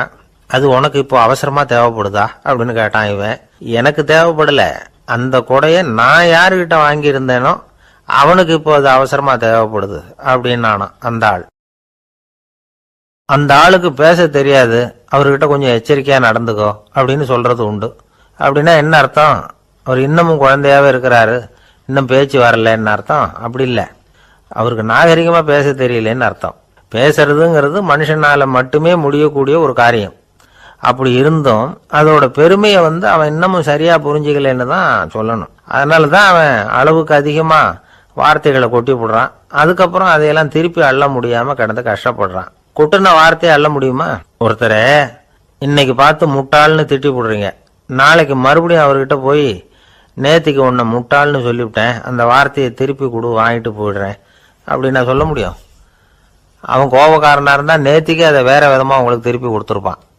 உலகத்துல எவ்வளவோ ஜீவராசிகள் இருக்கு, அதுக்கெல்லாம் வாய் இருக்குது. அந்த வாயெல்லாம் எதுக்கு உபயோகம்? சாப்பிட்றதுக்காக. ஆனா நமக்கு இருக்கிற வாய் சாப்பிட்றதுக்காக மட்டும் இல்லை, பேசுறதுக்காகவும் தான். பேச முடியலன்னா வாய் இருந்தா கூட அது வாயில்லா ஜீவன் தான். ஒரு பையனை பார்த்து அது வாய் உள்ள புள்ள பொழைச்சிக்கும் அப்படின்னா மற்ற பையன்களுக்கெல்லாம் முகத்துல வாயே இல்லைன்னு அர்த்தம்? அப்படி இல்லை, அந்த பையன் கொஞ்சம் கெட்டிக்காரத்தனமா பேசுவான்னு அர்த்தம். அதனால எப்படி பேசணும், அப்படிங்கிறத நாம் முக்கியமாக தெரிஞ்சுக்கணும். இதுக்கு 8 விதமான குறிப்புகளை நம்ம பெரியவங்க சொல்லியிருக்கிறாங்க. பேச்சுக்கு 8 அங்கங்கள் உண்டு அப்படின்னு அவங்க சொல்கிறாங்க. அதெல்லாம் என்னென்ன அப்படின்னா, உண்மை, நன்மை, அன்பு, நிதானம், இனிமை, ஆழம், சமயமறிதல், சபையறிதல். இந்த 8 தன்மையும் பேச்சில் இருக்கணுமா. இதையே கொஞ்சம் விவரமாக சில பேர் போர்டில் எழுதி வச்சுருப்பாங்க. அதாவது எழுத்துலையாவது அதெல்லாம் இருக்கட்டுமே அப்படின்னு நினச்சி நீங்கள் கூட சில இடங்களில் இதை பார்த்துருக்கலாம். அதாவது உண்மையே பேசுக, நன்மையே பேசுக, அன்பாக பேசுக, நிதானமாக பேசுக, இனிமையாக பேசுக, ஆழமுடையதாக பேசுக, சமயமறிந்து பேசுக, சபையறிந்து பேசுக, இப்படி எழுதி வச்சிருப்பாங்க. இந்த 8 அம்சமும் சரியாக பொருந்தி இருந்தால் தான் அது பேச்சு. மற்றதெல்லாம் பேச்சாயிடாது. பேச்சு ஒரு சிறந்த கலை. எல்லாத்தையும் விட பேசாமல் இருந்தும் பழகணும், அது ரொம்ப முக்கியம். உண்மையே பேசணும். சத்தியத்துக்கு மதிப்பு கொடுக்குறவங்கள தான் சரித்திரம் மதிக்கும். உண்மை பேசினா மட்டும் போதாது, அந்த உண்மையில் நன்மை கலந்துருக்கணும். கொலைகாரனுக்கு பயந்துக்கிட்டு ஒருத்தன் உங்கள் வீட்டுக்குள்ளே ஒளிஞ்சிருக்கிறான். அந்த முரட்டு ஆசாமி கையில் அறிவாளோடு வந்து அவங்க வந்தானான்னு உங்ககிட்ட கேட்குறான்னு வச்சுங்க. உண்மைதான் உயர்வு தரும் அப்படின்னு நினச்சிக்கிட்டு, ஆமாம் உள்ளே தான் இருக்கிறான், அடுப்பங்கரையில் குதிருக்கு பின்னாடி உட்காந்துருக்கிறான், போய் பிடிச்சிட்டு போங்க அப்படின்னா சொல்லுவீங்க. அது நன்மை இல்லாத உண்மை. அதனால் பிரயோஜனம் கிடையாது. அதே மாதிரி உங்கள் பேச்சில் அன்பு இருக்கணும், நிதானம் இருக்கணும், இனிமை இருக்கணும், சிந்தித்து பேசணும். சமயம் அறிந்து பேசுறதும் முக்கியம். அதை பற்றி நமக்கு வேற யாரும் சொல்லிக் கொடுக்க வேண்டியதில்லை. எந்த நேரத்தில் யாருக்கிட்ட எப்படி பேசினா காரியம் நடக்கும் அப்படிங்கிறது நமக்கு நல்லா தெரியும். அது கைவந்த கலை. அவையறிந்து பேசுகிற திறமை பேச்சாளர்களுக்கு ரொம்ப அவசியம். அது இல்லைன்னா நிலைமை பரிதாபமாயிடும். ஒரு பேச்சாளர் ரொம்ப மும்முரமாக பேசிக்கிட்டே இருந்தாராம். ரொம்ப நேரம் நிறுத்தவே இல்லை, பேசிக்கிட்டே இருக்கிறார். சபையில் இருந்தவங்கெல்லாம் ஒவ்வொருத்தராக எழுந்திரிச்சு போய்கிட்டே இருக்கிறாங்க. கடைசியில் 2 பேர் தான் அக்கறையாக பேசுகிறவரை கவனிச்சுட்டு உட்காந்துருந்தாங்களாம். மேடையில் பேசிக்கிட்டு இருந்தவர் அவங்கள பார்த்து சொன்னாராம், எனக்கு கூட்டம் முக்கியம் இல்லை, எவ்வளவு பேர் என் பேச்சை கேட்குறாங்க அப்படிங்கிறது முக்கியம் இல்லை. நீங்கள் 2 பேராவது ஊக்கமாக என்னை கவனிச்சுக்கிட்டு உட்காந்துருக்குறீங்க, அது போதும். உங்களுக்காகவே நான் பேசிக்கிட்டு இருக்கிறேன் அப்படின்னார். இதை கேட்டதும் உட்காந்துருந்த 2 பேரில் ஒருத்தர் எழுந்திருச்சு, அப்படி இல்லைங்க, நாங்கள் 2 பேரும் நீங்கள் பேசி முடித்த உடனே தொடர்ந்து பேச வேண்டிய ஆளுங்க, அதுக்காக தான் காத்துக்கிட்டு இருக்கிறோம், சீக்கிரம் முடிங்க அப்படின்னாங்களாம். ஒரு ஊரில் ஒரு புகழ்பெற்ற பத்திரிகையாளர் இருந்தார். அவர் ஒரு நாள் திடீர்னு இறந்து போயிட்டார். அதுக்கப்புறம் நேராக சொர்க்கத்துக்கு போனார். சொர்க்கத்தின் வாசலில் நின்றுக்கிட்டு இருந்த ஒருத்தர் அவரை தடுத்தார். இதை பாரு, ஏற்கனவே இங்கே 12 பத்திரிகையாளர்கள் இருக்கிறாங்க, அவங்களுக்கே இங்கே வேலை இல்லை. அதுக்கு என்ன காரணம்னா, சொர்க்கத்தில் திடுக்கிடும் செய்திகள்லாம் ஒன்றும் கிடையாது, அப்படி என்ன இருக்க போகுது இங்கே எல்லாம் அது ஒழுங்காக நடந்துகிட்டு இருக்கோம். எல்லாம் ஒழுங்காக நடந்தால் பத்திரிகைகளுக்கு சுவாரஸ்யமான கொலை, கொள்ளை, தீ வைப்பு இது மாதிரி எதுவும் இங்கே இல்லை. ஏற்கனவே இங்கே இருக்கிறவங்க எல்லாரும் மரத்தடியில் உட்காந்துக்கிட்டு தியானம் பண்ணிகிட்டு இருக்கிறாங்க. அந்த ஒரே செய்தி தான் தினமும் இங்கே வந்துக்கிட்டு இருக்குது. அதை படிக்கிறதுக்கே இங்கே ஆள் கிடையாது. அதனால் நான் என்ன சொல்கிறேன்னா, நீ பேசாமல் நரகத்துக்கே போயிடு. அங்கே எவ்வளவோ நிகழ்ச்சிகள் நடந்துக்கிட்டு இருக்கு, அங்கே தான் அதிகமான பத்திரிகையாளர்கள் தேவைப்படுறாங்க, அங்கே உனக்கு நிறைய வேலை இருக்கும், அதை செய்கிறதில்ல நீயும் மகிழ்ச்சியாக இருக்கலாம் அப்படின்னு சொன்னாராம். அங்கே அந்த சொர்க்கத்தின் வாசலில் நின்றுக்கிட்டு இருந்தவர். இந்த பத்திரிகையாளர் அங்கேயே நின்று கொஞ்சம் யோசனை பண்ணார். இவருக்கு சொர்க்கத்திலே இருக்கணும்னு தான் ஆசை. அதனால் மெதுவாக அவர்கிட்ட பேசினாராம், ஐயா, என்னை ஒரு 24 மணி நேரம் இங்கே உள்ளே இருக்கிறதுக்கு அனுமதி கொடுங்க.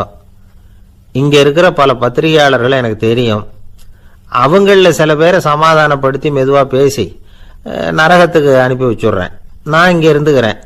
உங்கள் கணக்குப்படி 12 பேருக்கு மேலே இங்கே தாண்டாது, அப்படி பார்த்துக்கிறேன் அப்படின்னாராம். அவரும் யோசனை பண்ணி பார்த்துட்டு, சரி அப்படியே உனக்கு அனுமதி கொடுக்குறேன், ஆனால் ஒரு விஷயம், 24 மணி நேரம் தான் அனுமதி, அதுக்குள்ளே எல்லாம் நடக்கணும் அப்படின்றார். சரின்னு சொல்லிவிட்டு இந்த பத்திரிகையாளர் உள்ளே போனார். யோசனை பண்ணார், திட்டம் போட்டு ஒரு பொருளையை கிளப்பி விட்டார். சக பத்திரிகையாளர்கள் எல்லாம் கூப்பிட்டு சொன்னாராம், இதை பாருங்க, நரகத்தில் ஒரு பெரிய தினசரி பேப்பரை கொண்டுகிட்டு வர்றதுக்காக திட்டம் போட்டுக்கிட்டு இருக்காங்க. அதுக்கு பல அதிகாரிகள் தேவைப்படுறாங்க, நிறைய சம்பளம் கிடைக்கும். யார் யாரெல்லாம் நரகத்துக்கு போக ஆசைப்படுறாங்களோ அவங்கெல்லாம் போகலாம் அப்படின்னு ஒரு பொருளையை கிளப்பி விட்டார். 24 மணி நேரம் கழித்து வாசல் பக்கம் போனார். அங்கே இருந்தவர்கிட்ட எத்தனை பேர் வெளியேறினாங்கன்னு விசாரிச்சாராம். அப்போ அவர் இவரை நீ வெளியே போகக்கூடாது, முதல்ல உள்ளதான் இருக்கணும் அப்படின்னு தடுத்தாராம். அப்புறம் சொன்னாராம், நீ சொன்ன செய்தியை கேட்டதும் இங்க இருந்த எல்லா பத்திரிகையாளர்களுமே நரகத்துக்கு போயிட்டாங்கப்பா, உள்ளே யாருமே இல்லை, அதனால நீ உள்ளே இருக்கலாம் அப்படின்னாராம். இதை கேட்டதும் இந்த பத்திரிகையாளரே குழம்பி போயிட்டார். ஒருவேளை உண்மையிலேயே நரகத்தில் புதுசாக பத்திரிகை ஏதாவது ஆரம்பிக்க போகிறாங்களோ அப்படின்னு அவரே நினைக்க ஆரம்பிச்சிட்டாராம். அப்புறம் சொன்னாராம், ஐயா என்னை விட்டுருங்க, நான் நரகத்துக்கே போயிடுறேன், அங்கே ஏதோ விசேஷம் இருக்கணும் அப்படின்னாராம். இல்லைன்னா இத்தனை பேரும் ஒட்டு மொத்தமாக அங்கே போகிறதுக்கு சான்ஸே இல்லை, என்னை தடுக்காதீங்கன்னு கெஞ்ச ஆரம்பிச்சிட்டாராம். மற்றவங்க நம்பணுங்கிறதுக்காக ஒரு பொருளையை கிளப்பி விட்டார். கடைசியில் தானே அந்த பொருளைக்கு ஆளாயிட்டார். அதாவது பிறரை ஏமாற்றிய அவரது மனம் கடைசியில் அவரையே ஏமாற்ற ஆரம்பிச்சுட்டு பாருங்க. நீங்க இப்படி அடுத்தவங்களை ஏமாத்துறதுக்கு உங்க மனசை பழக்கப்படுத்துறீங்க, ஆனா கடைசியில் அதனால நீங்களே ஏமாற்றப்படுகிறீர்கள் அப்படிங்கிறது பெரியவர்களுடைய புத்திமதி. அதனால உங்க மனசுகிட்ட ரொம்ப எச்சரிக்கையா இருங்கோ அப்படிங்கிறாங்க. நம்ம ஆளுங்க அங்க போய் என்ன சொல்லுவாங்கன்னா, இதை பாரு அங்க போகாத இங்க போகாதன்னு பயமுறுத்துறது உண்டு. சில பேர் அங்க பேய் இருக்குது, பிசாசு இருக்கு அப்படின்னு பொருளையை கிளப்பி விடுறது உண்டு. இருட்டு நேரம் காட்டு வழியா ஒருத்தன் போயிட்டு இருக்கிறான், அங்க பேய் பிசாசு நடமாட்டம் இருக்கிறதாக வதந்தி. இவன் பயந்துகிட்டே வேகமா போறான். காடு முடிஞ்சு மெயின் ரோட்டுக்கு வந்து சேர்ந்தான். அப்பாடா, ஒரு பஸ் நின்றுட்டு இருக்கு தனியா, இருட்டில் லேசா தெரிஞ்சது.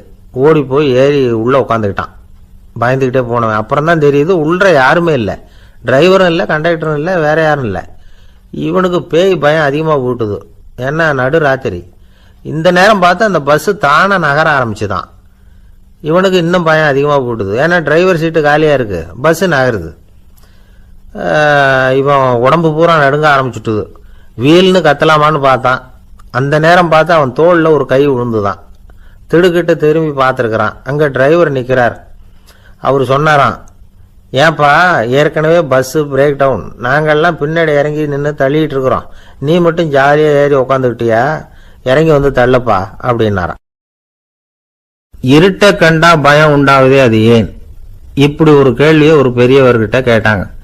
அதுக்கு அவர் பதில் சொல்றார், மனிதனுடைய ஆதிகால வாழ்க்கையில தொற்றிக்கொண்ட பயம் இது வேரூன்றி இருக்குது, இன்னமும் போகல.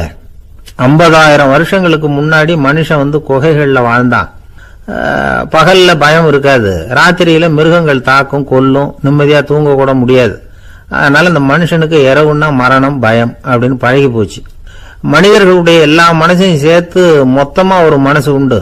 மனிதர்களுடைய நினைவு இந்த மொத்த மனசுல பதிஞ்சிருக்கு, பரவுது. இந்த மொத்த மனசுல இருட்டு பற்றிய பயம் பதிந்து நீடிக்குது அப்படிங்கிறார் அவர். இந்த காலத்துல இரவை பகலாக்கிறதுக்கு எவ்வளவு விளக்குகள்லாம் வந்தாச்சு. ராத்திரியிலேயும் மிருகங்கள் தாக்குங்கிற நிலைமை இல்லை. பாதுகாப்பான வீடுகள் விலங்குகளும் விலகி போயிட்டு, விலங்குகள்லாம் விலகி போயிட்டு, வீடுகளும் பாதுகாப்பா இருக்குது. சரி, இருந்தாலும் அந்த பழங்கால பயம் இருட்டு பயம் இன்னமும் மனுஷனை விட்டு போகல. இன்னொரு விஷயம் என்னன்னா, இருட்டில இருந்து வெளிச்சத்துக்கு வராத மனிதர்கள் இன்னைக்கு அதிகம். ஒரு ஆளு ஆத்துக்கு மீன் பிடிக்கிறதுக்காக போனான், இன்னும் விடியல, அதுக்குள்ள வலையை எடுத்துட்டு கிளம்பி போயிட்டான். வெளிச்சம் வர்றதுக்கு முன்னாடியே போய் சேர்ந்துட்டான். விடிகிற வரைக்கும் என்ன பண்றது, சும்மா கரையிலேயே உட்காந்து காலாட்டிட்டு இருக்கிறான். காலில் ஏதோ ஒரு சின்ன மூட்டை தட்டுப்பட்டது. இருட்டில் அது என்னன்னு சரியா தெரியல. மூட்டைக்குள்ள சின்ன சின்ன கல்லாம் நிறைஞ்சி இருக்குது. சும்மா பொழுது போகணுமேங்கிறதுக்காக இவன் அந்த மூட்டைக்குள்ள இருந்து ஒவ்வொரு கல்லா எடுத்து ஆத்துல வீசிக்கிட்டு இருக்கிறான். விடிகிற வரைக்கும் வேற வேலை இல்லைங்கிறதுனால எப்படி செஞ்சுக்கிட்டே உட்காந்துருக்கிறான். கிழக்க மெதுவா வெளிச்சம் தெரிய ஆரம்பிச்சது, பொழுது விடியறதுக்கான அறிகுறி. இதுக்குள்ள அந்த மூட்டையில இருந்த எல்லா கல்லையும் எடுத்து வீசி எறிஞ்சுட்டான். கடைசியா ஒரே ஒரு கல் மட்டும்தான் கையில பாக்கி இருந்தது. வெளிச்சம் வந்ததும் அந்த கல்லை பார்த்தான், அப்படியே திகைச்சு போயிட்டான். அடடா, இது வரைக்கும் தெரியாம தப்பு பண்ணிட்டோமே அப்படின்னு நினைச்சான். ஏன் தெரியுமா, அவன் கையில இருந்தது வெறும் கல் இல்ல, விலை வசந்த ரத்தன கல். அது இருட்டுல என்னன்னு புரியாததுனால மூட்டையில இருந்த எல்லா ரத்தன கல்லையும் ஆத்துல வீசி எறிஞ்சிருக்கிறான். இப்போ அவனுக்கு அழுகையே வந்துடும் போல இருந்தது. வாழ்க்கையை வசதி ஆக்கிக்கிறதுக்கான வாய்ப்பு அவனுக்கு இருந்தது, இருந்தாலும் இருட்டுல அதை இழந்துட்டான். அந்த வகையில அவனுக்கு கொஞ்சம் அதிர்ஷ்டம் இருந்திருக்குது. அதாவது ஏதோ ஒரு வகையில இருந்திருக்குது. அதனாலதான் அந்த கடைசி கல்ல எரியறதுக்குள்ள வெளிச்சம் வந்துட்டுது. பல பேருக்கு அந்த அளவு கூட அதிர்ஷ்டம் வர்றது இல்லை. எல்லாத்தையும் வீசினதுக்கு அப்புறம் தான் வெளிச்சம் வரும். என்னன்னு விவரம் தெரியாமலே எழுந்திரிச்சு வந்துருவாங்க. வாழ்க்கைங்கிறது ஒரு பெரிய புதையல். அதை புரிஞ்சிக்காம மனுஷன் அதை வீசி எரிஞ்சுக்கிட்டு இருக்கான் அப்படிங்கிறது தான் பெரியவங்க கருத்து. சில பேருக்கு புரிஞ்சுக்கிற நேரம் வரும், அதுக்குள்ள வாழ்நாள்லாம் ஓடி போயிருக்கும். அதுக்கப்புறம் என்ன பண்றது? நம்மால் ஒருத்தன் கையில ஒரு சின்ன பையோட வந்துகிட்டு இருந்தான். பை உள்ள ஏகப்பட்ட நகைகள், ரத்தன கல் எல்லாம் இருக்கு. வந்துகிட்டு இருந்தவன் திடீர்னு அந்த பையை அப்படியே ஒரு குளத்துல வீசி எறிஞ்சுட்டான். மகான்கள் தான் இப்படி பற்று இல்லாம இருப்பாங்க.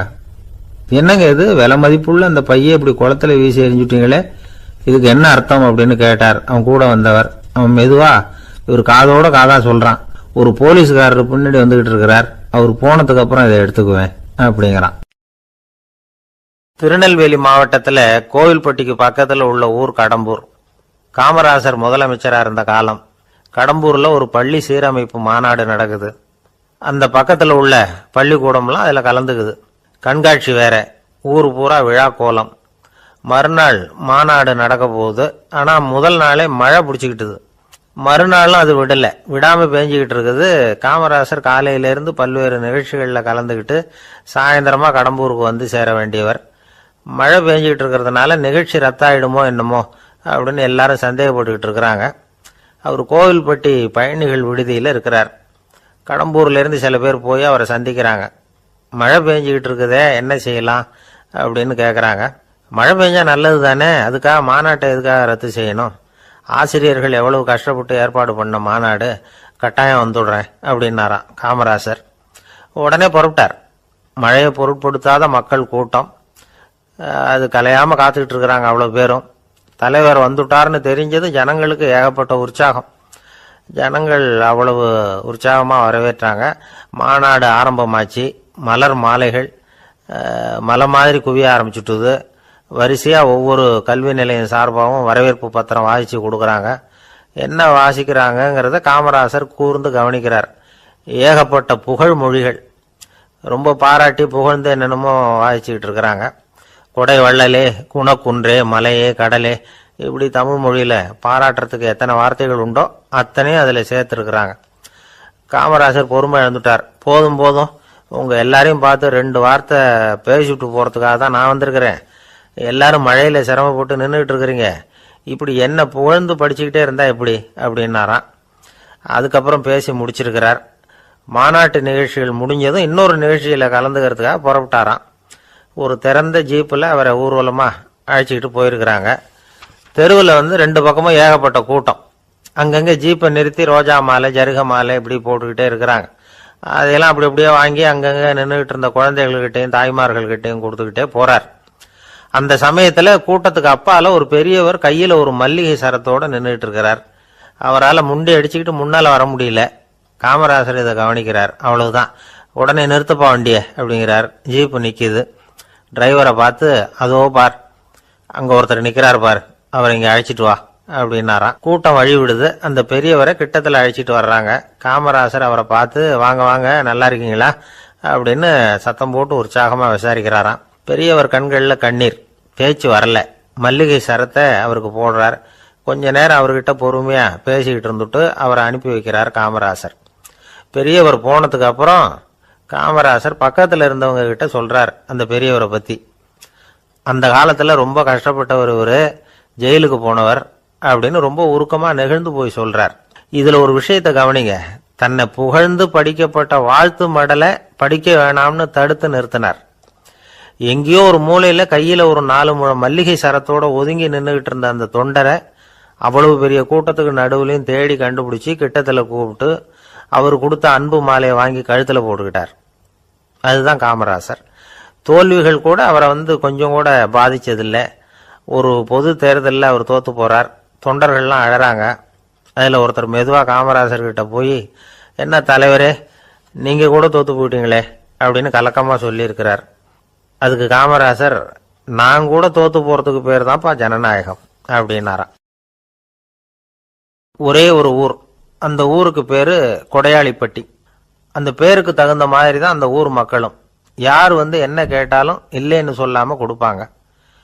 கொடையாளிகள் நிறைந்த ஊர். இனாமா மட்டும் இல்லை, கடனாவும் பணம் கொடுப்பாங்க. யாருக்காவது அவசரமா பணம் தேவைப்பட்டதுன்னு வச்சுக்கோங்க, அந்த ஊருக்கு போய் வாங்கிக்கலாம். பத்திரம் தேவையில்லை, சாட்சி தேவையில்லை, ஜாமீன் தேவையில்லை, எந்த உத்தரவாதமும் கேட்காம பணம் கொடுத்துருவாங்க. நம்மால் ஒருத்தனுக்கு பணம் தேவைப்பட்டது. சொந்த பந்தம்லாம் கேட்டு பார்த்தா யாரும் கொடுக்குற வழியாக தெரியல. எல்லாரும் அவங்கவுங்க சௌரியத்தை பார்க்குறவங்க, அடுத்தவங்க சௌரியத்தை பற்றி கவலைப்படாதவங்க. இவன் எல்லாரையும் கேட்டு பார்த்துட்டு சோர்ந்து போய் உக்காந்துட்டான். அந்த நேரம் தான் கொடையாளிப்பட்டியை பற்றி கேள்விப்பட்டான். அப்படி ஒரு ஊர் இருக்கிறது தெரிஞ்சதும் அந்த ஊருக்கு வழி கேட்டுக்கிட்டு ஒரு நாள் புறப்பட்டு போனான். வயல்காட்டு வழியாக போக வேண்டியிருந்தது. மெதுவாக நடந்து ஊர் எல்லைக்கு வந்துட்டான். 2 பக்கமும் விவசாய வேலைகள் மும்முரமாக நடந்துக்கிட்டு இருக்குது. ஏறு உழுதுகிட்டு இருக்கிறாங்க. அப்போ அங்கே ஒரு ஆளை பாம்பு கடிச்சுட்டுது. பக்கத்தில் வேலை செஞ்சுக்கிட்டு இருந்தவங்க ஓடி வந்தாங்க. அவசரமாக செய்ய வேண்டிய முதல் உதவியெல்லாம் செஞ்சு பார்த்தாங்க. பலன் இல்லை. அந்த ஆள் செத்து போட்டான். அவன் செத்து விட்டான்னு தெரிஞ்சதும் அவனை தூக்கி வரப்பு மேலே போட்டுட்டு எல்லாரும் அவங்கவுங்க வேலையை கவனிக்க ஆரம்பிச்சிட்டாங்க. அங்கே ஒரு ஆள் இவனை பார்த்து சொன்னான், ஐயா, நீங்கள் போகிற வழியில் இவன் சொந்தக்காரன், இவனுக்கு சோறு கொண்டுகிட்டு வருவான், இவன் இங்கே செத்துட்டான்னு அவங்ககிட்ட சொல்லிவிடுங்க அப்படின்னா. இவனுக்கு ரொம்ப ஆச்சரியம். என்னடா இது, பாம்பு கடிச்சுட்டுதுன்னதும் பதறி அடிச்சுக்கிட்டு ஓடி வந்தாங்க, செத்துட்டான்னதும் பேசாமல் தூக்கி போட்டுட்டு போயிட்டாங்க அப்படின்னு நினச்சிக்கிட்டே நடந்து போகிறான். எதிரில் சோறு கொண்டுக்கிட்டு ஒரு ஆள் வந்தான். இவன் விவரத்தை சொன்னான். அங்கே உங்கள் சொந்தக்காரன் பாம்பு கடிச்சு செத்து போட்டான் அப்படின்னா. அவன் கொஞ்ச நேரம் அமைதியாக நின்னான். அதுக்கப்புறமா அங்கேயே வரப்பில் உட்காந்து கொண்டுகிட்டு வந்த சோத்தை தானே சாப்பிட்டு முடித்தான்.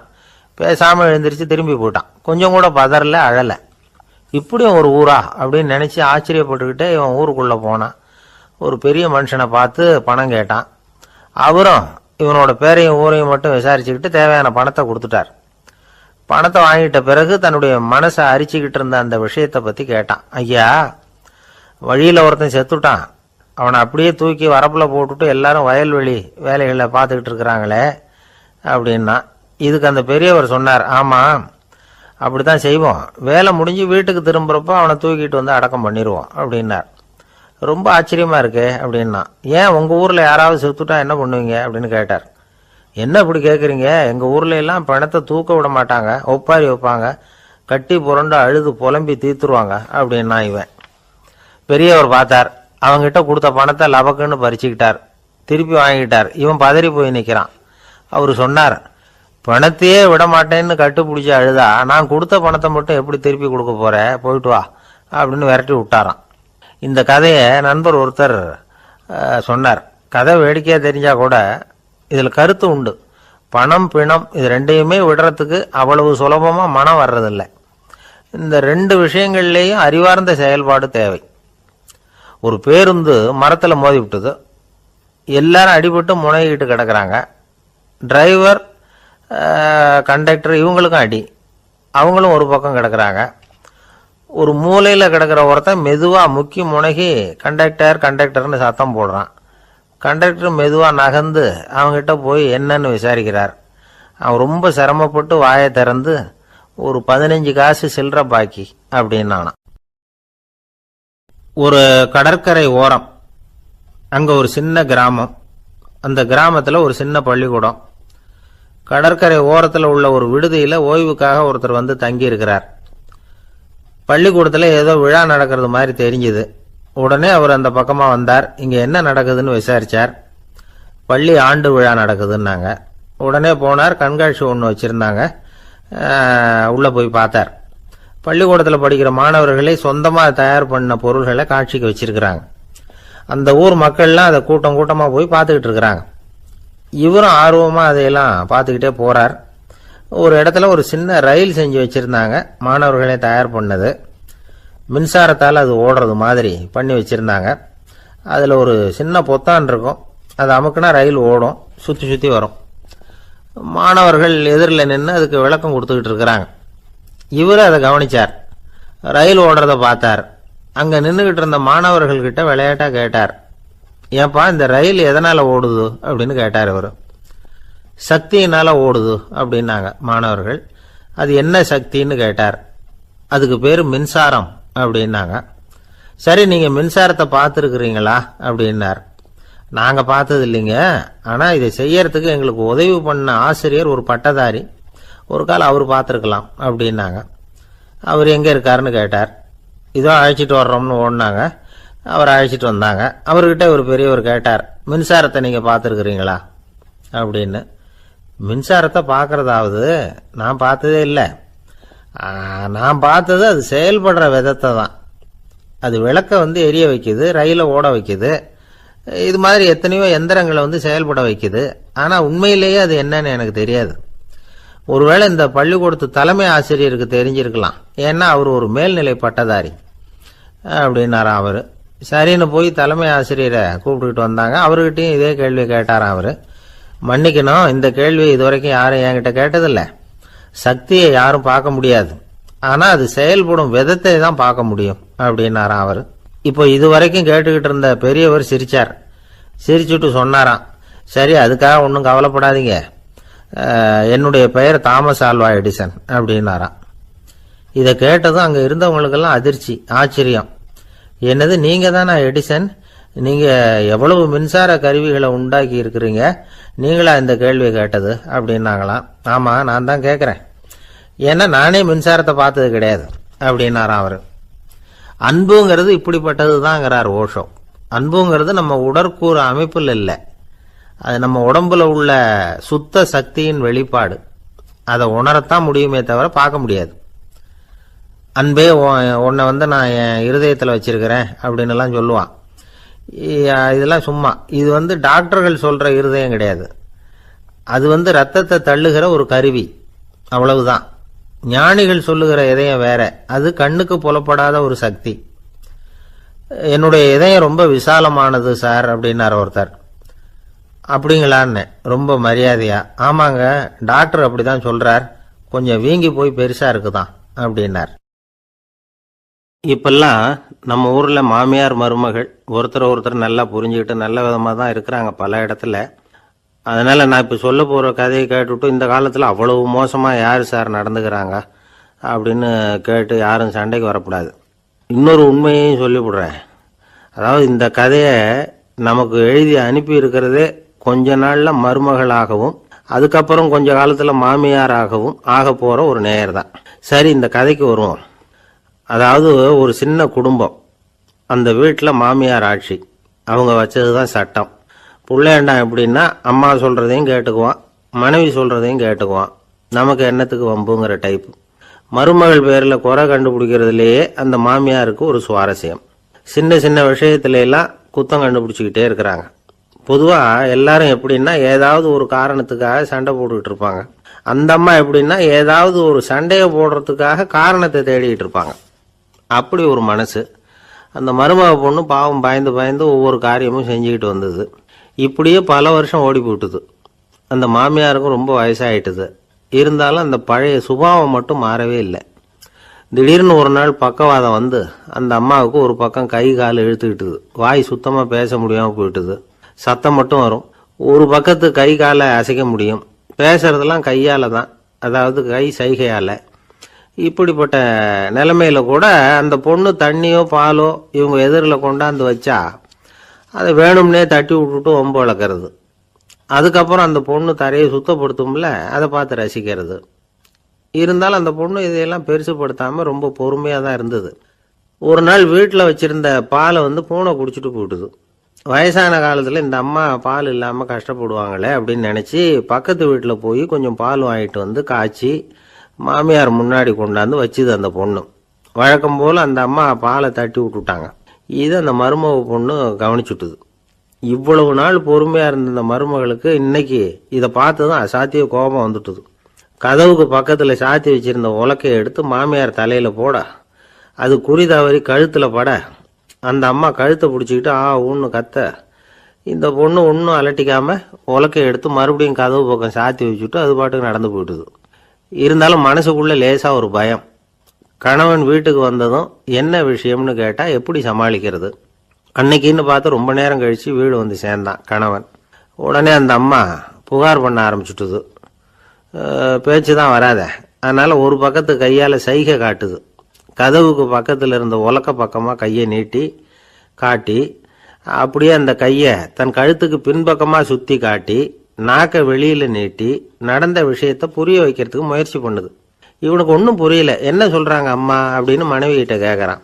அதுக்கு அந்த பொண்ணு ரொம்ப புத்திசாலித்தனமா, என்னங்க உங்கள் அம்மா சொல்கிறது உங்களுக்கு இன்னும் புரியலையா, அவங்க உங்களை பார்த்து என்ன சொல்கிறாங்கன்னா, ஏண்டா உலக்க மாதிரி நிற்கிற, சாக போகிற எனக்கு சங்கிலி எதுக்கு, என் கழுத்தில் கிடக்கிற இந்த சங்கிலியை கழட்டி என் மருமக கழுத்தில் போடுறா அப்படின்னு சொல்கிறாங்க அப்படின்னு தான். ஓ அப்படியா விஷயம்னு சொல்லி அம்மா கழுத்தில் இருந்த சங்கிலியை எடுத்து மனைவி கழுத்தில் போட்டுட்டு, அம்மா உன் விருப்பப்படியே போட்டாச்சு, இனிமேலாவது நிம்மதியாக படுத்து தூங்கு அப்படின்னு சொல்லிவிட்டு உள்ளே போயிட்டான்.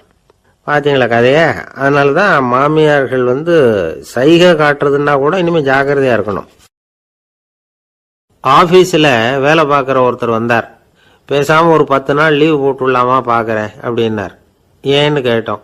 என்னுடைய மேலதிகாரி ஒரு முசுடு சார், அவர்கிட்ட வேலை பார்க்குறது ரொம்ப கஷ்டமாக இருக்குது அப்படின்னார். ஆஃபீஸில் வேலை பார்க்குறவங்கெல்லாம் ஒரு விஷயத்தை நல்லா ஞாபகத்தில் வச்சுக்கணும். மேலதிகாரிங்கிறவர் ஒரு பெரிய மகான் இல்லை, அவரும் ஒரு மானிட பிறவி தான். சராசரி மனுஷனுக்குள்ள பலம் பலவீனம் ரெண்டும் அவருக்கும் உண்டு. அதனால் அவரை கொஞ்சம் அனுசரித்து போகிறதுக்கு பழகிறது தான் நல்லது. மேலதிகாரிகளில் பல வகை உண்டு. அதில் முக்கியமாக 3 வகை. அதில் ஒரு வகை எப்படி தெரியுமா? உங்களை ஒரு வேலை செய்கிற மெஷினாக மட்டுமே நினைக்கக்கூடிய வகை. இவங்கெல்லாம் எப்படின்னா, எங்கேயாவது வெளியூர் போயிருந்தா கூட அங்கேருந்து ஃபோன் பண்ணுவாங்க, அந்த வேலை என்னாச்சு இந்த வேலை என்னாச்சு அப்படின்னு. இவங்களுக்கெல்லாம் உங்கள் நலனை பற்றியோ உங்கள் குடும்பத்தை பற்றியோ அக்கறை இருக்காது. நீங்கள் சொல்கிற யோசனை எதுவும் இவங்ககிட்ட எடுபடாது. கொடுத்த வேலையை பாரு, நீ எனக்கு புத்தி சொல்ல வேணாம் அப்படிம்பாங்க. இவங்களை அனுசரித்து போகிறதுக்கு ஒரே வழி, இவங்க எதை சொன்னாலும் சரின்னு சொல்லிவிட்டு வேலையை கவனிக்க வேண்டியது தான். இவங்ககிட்ட வேற எந்த கேள்வியும் கேட்டுக்கிட்டு இருக்கக்கூடாது. ஆமா சாமி போடுறது கௌரவ குறைச்சல் இல்லை, அது ஒரு அலுவலக சௌகரியம், அவ்வளவுதான். இன்னொரு வகையான மேலதிகாரிகள் எப்படி தெரியுமா? இவங்கெல்லாம் ஆபீஸ் வேலையை பற்றி அதிகமாக கவலைப்பட்டுக்கிட்டு இருக்க மாட்டாங்க. தங்களுடைய சொந்த இமேஜ் பாதிக்கப்படக்கூடாதுங்கிறதுலயே கவனமாக இருப்பாங்க. இவங்கெல்லாம் அடிக்கடி உங்கள் நலனை விசாரிப்பாங்க. அதே மாதிரி நீங்களும் அவரை விசாரிக்கணும்னு எதிர்பார்ப்பாங்க. இந்த ரக அதிகாரிகளுக்கெல்லாம் புது வருட வாழ்த்து அனுப்பலாம், பிறந்தநாள் வாழ்த்து அனுப்பலாம். அவருக்கு எங்கேயாவது ஒரு பாராட்டு விழா நடந்தால் முதல் வரிசையில் போய் உட்காந்து உங்கள் முகத்தை காட்டலாம். ஆபீஸ் வேலையை மட்டுமே பார்க்குற பணியாளர்கள் இது மாதிரி அதிகாரிகள் கிட்ட நல்ல பேர் வாங்க முடியாது. இன்னொரு வகையான மேலதிகாரிகள் உண்டு. அவங்க எப்படின்னா, ஆபீஸ் வேலையை பற்றியும் கவலைப்பட மாட்டாங்க, தனக்கு கீழே வேலை பார்க்குறவங்கள பற்றியும் கவலைப்பட மாட்டாங்க. எக்காரணம் கொண்டும் தன்னுடைய பொசிஷனுக்கு ஆபத்து வந்துடக்கூடாதுன்னே நினைக்கக்கூடியவங்க இவங்க. இவங்களால கடுமையான வேலை செய்யவும் முடியாது, தீர்மானிக்கவும் முடியாது. எந்த முடிவையும் எடுக்காம அப்படியே தள்ளி போட்டுக்கிட்டே போயிடுவாங்க எல்லாத்தையும். இதனால என்ன ஆகும்னா, இவருக்கு கீழே வேலை பார்க்குற உங்களுக்கு பொறுப்பு அதிகமாயிடும்.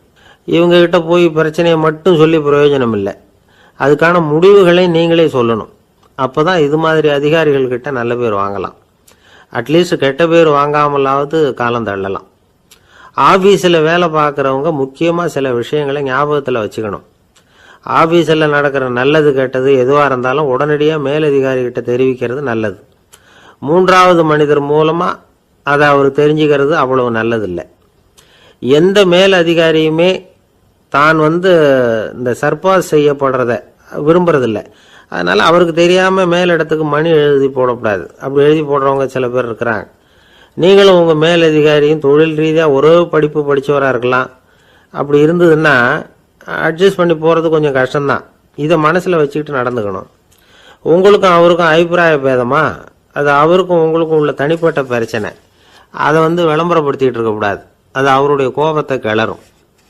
உங்கள் மேலதிகாரி உங்கள் கூட படித்தவராக இருக்கலாம், அதுக்காக அவரை எல்லாருக்கும் முன்னாடி அடைய கிச்சாமி எப்படா இருக்க அப்படின்லாம் கேட்டுக்கிட்டு இருக்கக்கூடாது. பொதுவாக யாரும் அதை விரும்புறதில்லை. இவ்வளவையும் உங்கள் மனசில் வச்சுக்கிட்டு கொஞ்சம் சாமர்த்தியமாக நடந்துக்கிட்டீங்கன்னா ஆஃபீஸ் உங்களுக்கு அவஸ்தையாக இருக்காது, ஆனந்தமாக இருக்கும். ஒரு மேலதிகாரி தன்கிட்ட வேலை பார்க்குற ஒருத்தரை பற்றி ரொம்ப பெருமையாக சொன்னாராம். எங்கள் ஆஃபீஸில் எவ்வளவோ பேர் வேலை பார்க்குறாங்க, எல்லாரும் தினமும் ஏதாவது பிரச்சனைகளை சொல்லிகிட்டு இருப்பாங்க. ஆனால் இவர் ஒருத்தர் மட்டும்தான் இது வரைக்கும் என்கிட்ட எந்த பிரச்சனையும் சொன்னதே இல்லை. அவர் பாட்டுக்கு வருவார், வேலை பார்ப்பார், போயிடுவார் அப்படின்னாராம்.